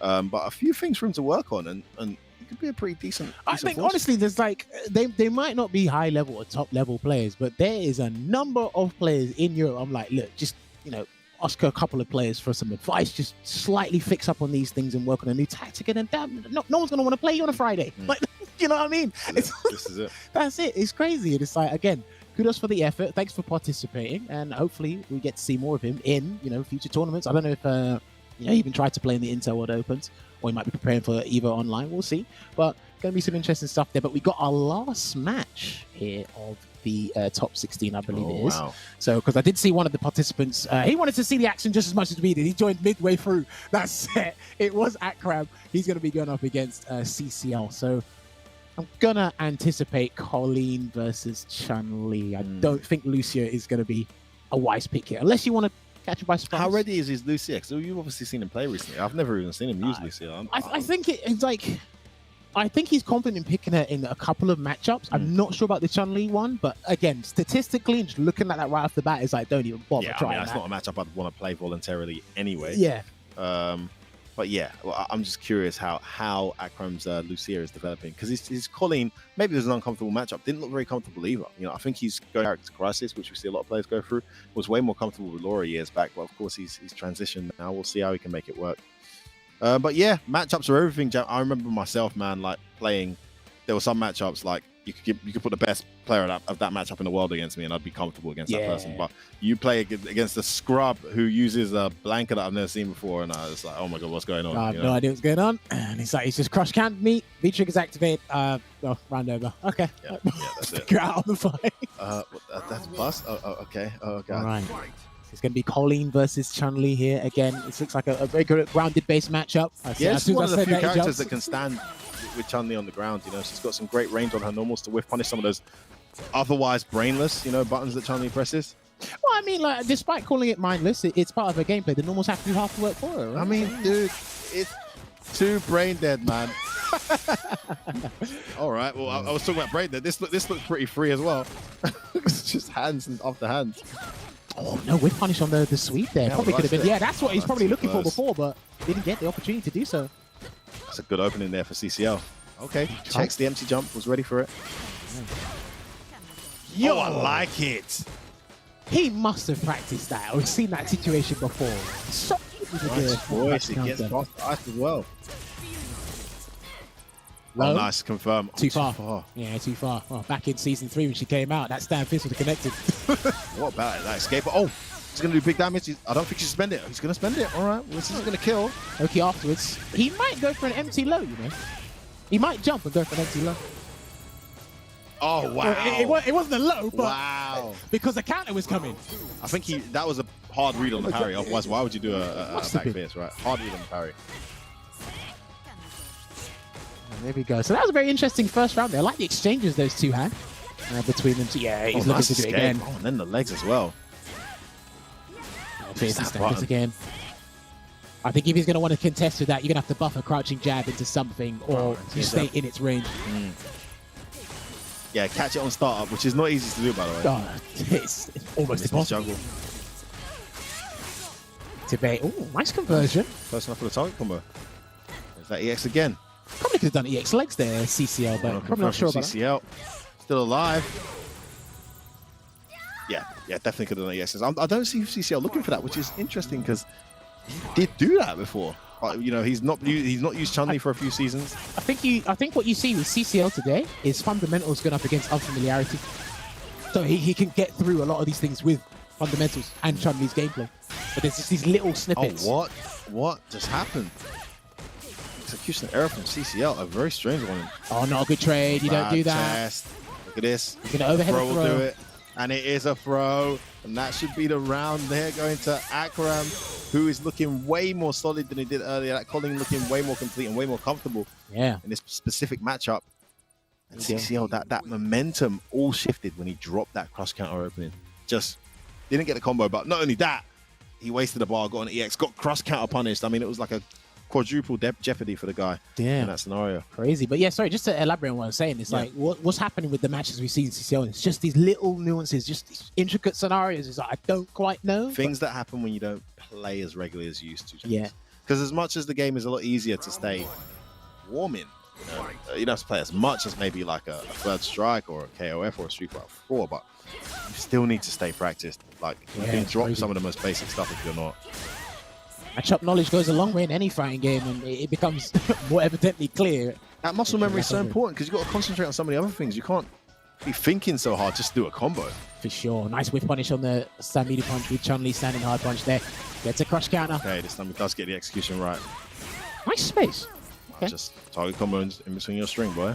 He missed the dash after that knockdown, though. That's unfortunate for him. I like the jump back. Too far again. Yeah. Just goes for the fierce there to get something. Oh, wow. Little delay and then does that on wake up. I think CCL might have anticipated that dash. Oh, but no, he's dead. he's dead. He didn't even need to spend that. Yeah, he could have done the reach conversion, no? Well, listen, spend it all. You're not sure. And that's a tighter link, by the way. Yeah, I guess just do what you're comfortable with. Yeah, for sure. Oh, I didn't believe that the cross-up was going to land. It's all working for Akram right now. Yeah, I was going to say, that's close enough to punish for Chun-Li, surely. Could have got a knockdown from that as well, but EX. Didn't commit. Would have been safe on block anyway, but I think he's thinking about preserving the meter with punish. With punish. Towards roundhouse, overextending. It's out the corner by mistake, though. Puts her back in. Akram looking to close this out. CCL gets a very important opening. And he make this momentum count. He's going to spend all of Kokosho. He spent all the resources, still got one bar, and a little bit of V-trigger to work with. Oh, tried that. Oh, that's it. Take it. He's got 2 bars. Coming. Don't know if she's dead. It kills, no. Oh, the spec okay, I like hell. that, the low. Doesn't go for the instant overhead. They look for that all the time, so. All right, CCL fighting always back. hits, right? Even though they know it's there, I always see it hit. Right, there we go. Gets the knockdown off at EX legs and the throw brain. Oh, that's airborne. Nice. So he had to spend the bar there because EX Parabellum connects on an airborne opponent. He had to spend the bar. That's one of the fastest in the game.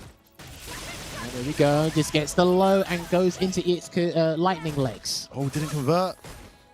So many opportunities just not being complete. Again, has to walk back, but doesn't convert. And Akram's back in the set. He's right back in the set now as a result. Oh, he could have got a hit there. He wasn't sure. Legs again is a great choice. And then he's on set point. Is he going to qualify? Oh, no. My days. Hailstorm there. Oh, he fakes him out. He fakes him out. He went for the anti-air parry again. You mentioned it earlier as a compliment, Jammers, but it is a read, isn't it? And unfortunately, the adaptation made by CCL didn't take that bait. And that scenario happened like relatively early in this entire set. And then again, it did crop up later on in that same game. And then CCL just did an empty jump, but I think Akram just did a medium punch. That might have been an input error on the counter. But then there, again, try to make that read to close out the game and bring that confidence back to him. CCL identified that. He's turned it around. It's one apiece. Last game here. This is getting nuts. Kind of scared. Yeah, this is intense, man. All these guys are going out. Confirmed there from CCL. He's able to confirm and stuff like that, but then he doesn't do like stand medium punch counter hit confirm. Punish on. Oh, lovely target combos. He's gonna go for a ride. He does. That was disgusting. He played it safe as well. I think he wanted a V shift. Yeah. V shift didn't come. And another break from CCL. Wow, the little delay there into the legs from the air. Good anti-air. Big damage. Low there as well. Hailstorm, and there's the back jump. Once again, he'll take that little bit of damage. Yeah, it's not bad. He's out of there. Giving up some ground. Yeah. Oh, stayed in front. Big damage here for CCL. No V trigger there. Oh, that's it. He's turning this around, F-word. Catches him hesitating.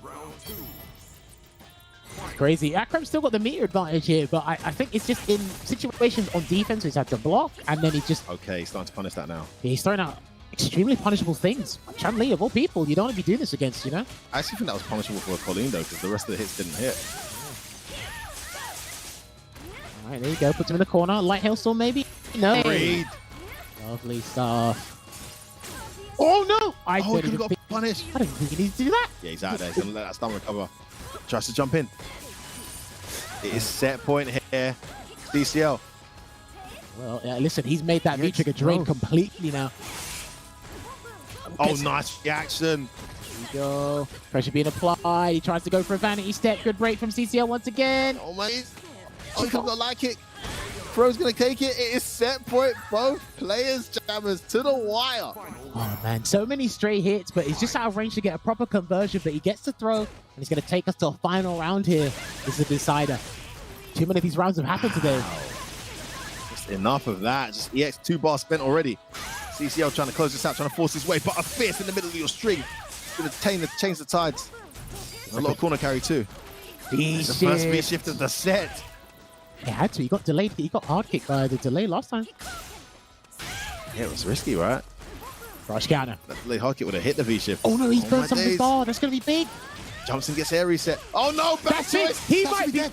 No, he doesn't have it. Okay. Doesn't have it. Oh, the meaty throw. Akram is going to qualify for top 8. And CCL, Belgium's hero, the guy we were all rooting for, has not made it through. Damn, that was... We saw Maeve make a similar mistake earlier, just badly timed choices. You know what? Funnily enough, I actually think only one spinning bird kick connected against Akram. I think the rest of them whiffed completely. Like he was nowhere near him, or Akram not even blocked, neutral right? jumped. Not even blocked. Like that's great, and that sometimes that's even worse. Yeah, because that means it's just so bad. And the thing is, there was one time where Akram did do the jump into the icicle stamp in the corners. Like, I don't think he needs to do that, but either way, it worked out. And again, a fair number of exchanges and like mad scrambles, but it is what it is. Great play from Akram, man. He's booked himself a match against Hiroko in the top 8. Lose the side, man. I mean, Switzerland, stand up, man. They are here. They're representing. Big up Easy Man and Slap Chris and all those guys from back in the day. Used to have a pretty decent scene of Street Fighter players. And I like that Akram is still playing and still keeping that Colleen match fit and ready. And again, like you said, his opponent will be Hiroko in the top 8 losers side tomorrow. So I can't wait to see that. And again, the format's going to be changing from first to 2 to first to 3. So interesting stuff we've seen today. Like Femi said, wild choices. And, you know, a lot of Shoto gameplay. Germany are reigning supreme, dominating in this top 8. A couple of features on the album there, but I gotta say, the guys are putting the work. Like I said, they're playing with passion and playing with the heart. And again, it was the first time for a lot of people. So shout out to those guys for making that far anyway. Look, you can say against me, because I don't make top 16s. Or yeah, top 16 minimum. All right, let's not talk yourself down, mate. We've seen you in a couple of Salt Mine leagues, yeah, doing your thing, mate. Fair enough, it's not CPT, but we've seen you, mate. We've seen you. Listen, but guys, once again, CPT is not over. We'll be back tomorrow. But before we do go, do not forget the Evo warm-ups for Street Fighter V Evo tournaments warm-ups, baby. are happening from the 26th of June, near the end of this month. So guys, if you want to get involved and participate, get signing up now. The link is on the screen, so you guys make sure you set that like, keep practicing Street Fighter, keep competing, keep playing, you know, because again, slowly but surely things offline and locals are coming back. But again, the online tournaments, online events, they're rolling through, man. And it's great to see that hard to keep there's up. some form of Evo still here this year. You know, to partner with PlayStation to do this warm-up event as well. It's a huge feat, guys. So let's make it count. Let's all sign up. Let's get them GGs in and let's enjoy. And that's what it is. All right, guys, we're going to be going for another break, so don't go nowhere. We'll be back with you shortly. Can't start the show without stars.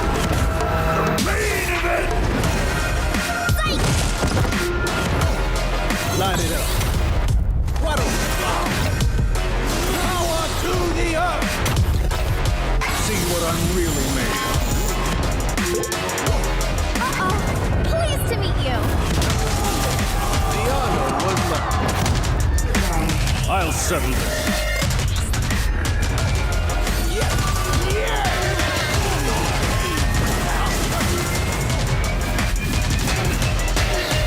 I'm shaking here.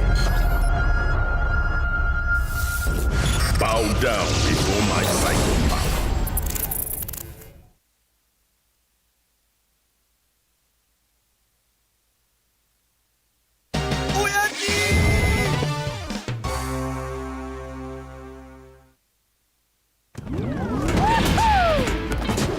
Dan Hibiki, back after the ultimate improvement. Father! Psycho! What's up, what's up? See ya!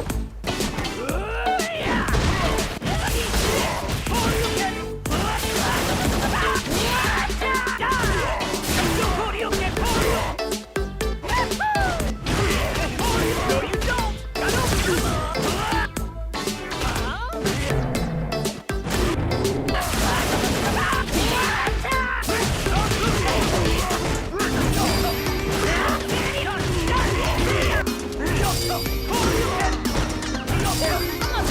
Psycho! The legend has now begun! Burn this in your memory! Knock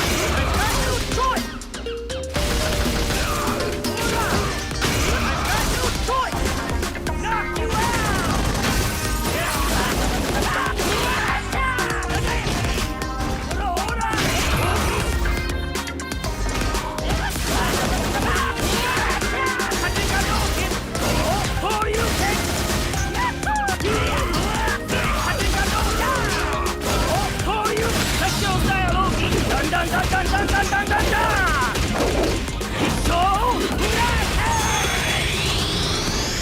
Psycho! Whoosha! To honor father, Big Bro will do his best.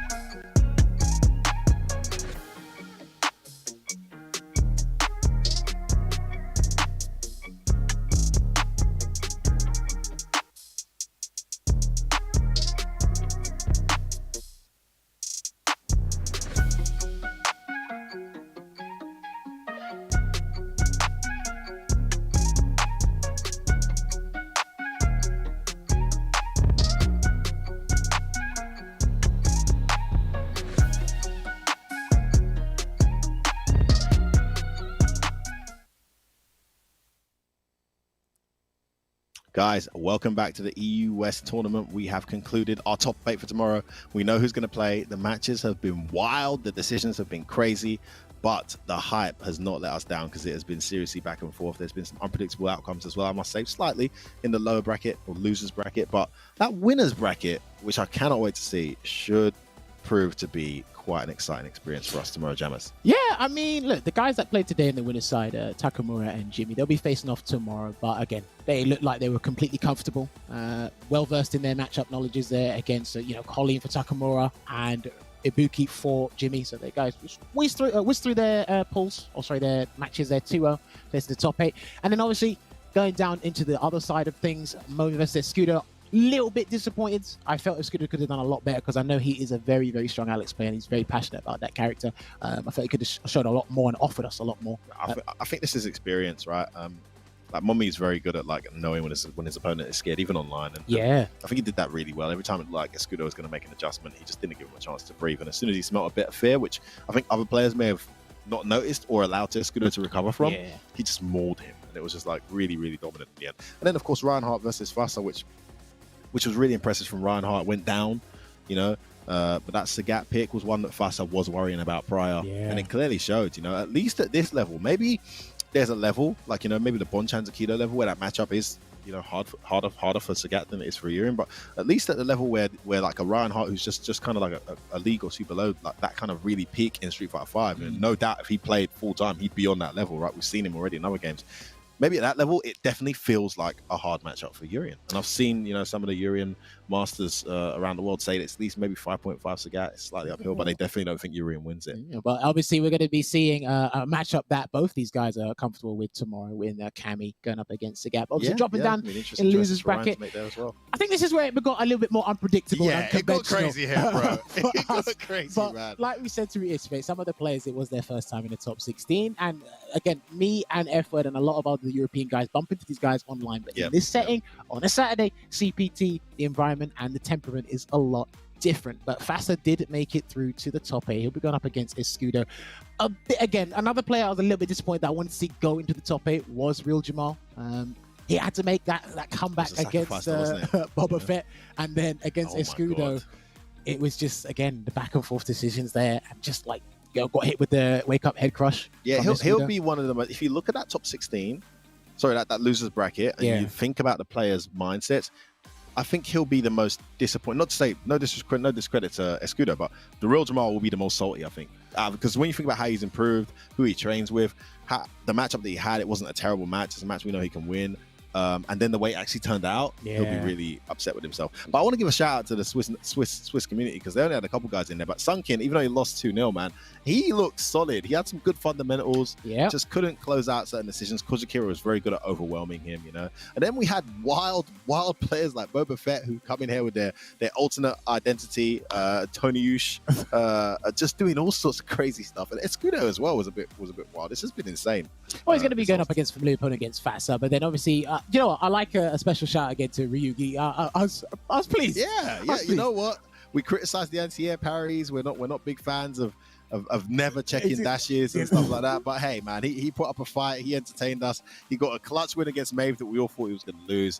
And he took Hiroko right to the wire as well. He did. And the thing is, the thing about Hiroko's gameplay, again, because he only faced Ryu today, he went with the exact same approach as he did Jimmy, as he did with Ryugi. And it's again, it's just that the difference in player temperament, styles, philosophy on the matchup as well. But it managed to pull him through just but barely to the 2-1 against Akram. And then again, CCL, shouts to him for playing as well. I honestly thought CCL was going to, when I saw his matches, I thought he was going to take this, but I got to give a massive shout out to Akram because Akram, despite looking incomplete in his first match, looked way more comfortable against Chun-Li, and I think he deserved that win in the end against CCL in a really close set. And of course, ladies and gentlemen, this will be your top 8 for tomorrow in the winner's side. One of these guys is going to be at the Capcom Cup, Jammers. Yeah, that's a big deal. Takamura going up against Jimmy. Big opportunity for Jimmy. Big deal. And then obviously the other side of winner's side will be Momi going up against Reinhardt. Can't wait for that. How Momi's going to tackle Tiger uppercuts. How Ryan's going to tackle dive kicks. Do you think Ryan's definitely going to Sagat for that? I think he might go Sagat for that. I've seen him do well in that match, but I've also seen him struggle. So it's a tricky one to decide, but I can't wait to see. And of course, as well, in the losers round 1, it's going to be Akram going up against Hiroko. Yuriko and Escudo going up against Fassa. Lots of German representation here. You got to love that from that scene. These guys have been putting in work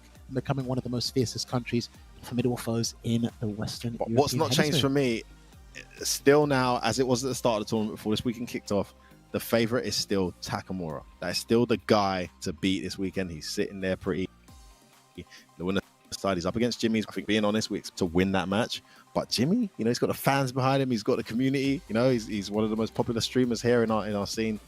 We'll look to cause a massive upset. I can't wait to see what happens. I honestly hope if he has the time, because I know he's a family man as well, if he's got a little bit of time to kind of brush up on some Akuma knowledge, because I know there's a couple of characters that if you do tune into his stream, you don't bump into them. Akuma, I rarely see him bump into I can Akuma. imagine. So it's like one of those things, and it's like, okay, just be very careful. And all the other matches are going to be just as exciting and riveting for you guys as well. But do make sure to tune in 5 p.m. BST tomorrow. We'll be going through the top 8 and determining a winner, because again, I've got to say it for the 100th time, this is their one and only chance. Winner take all.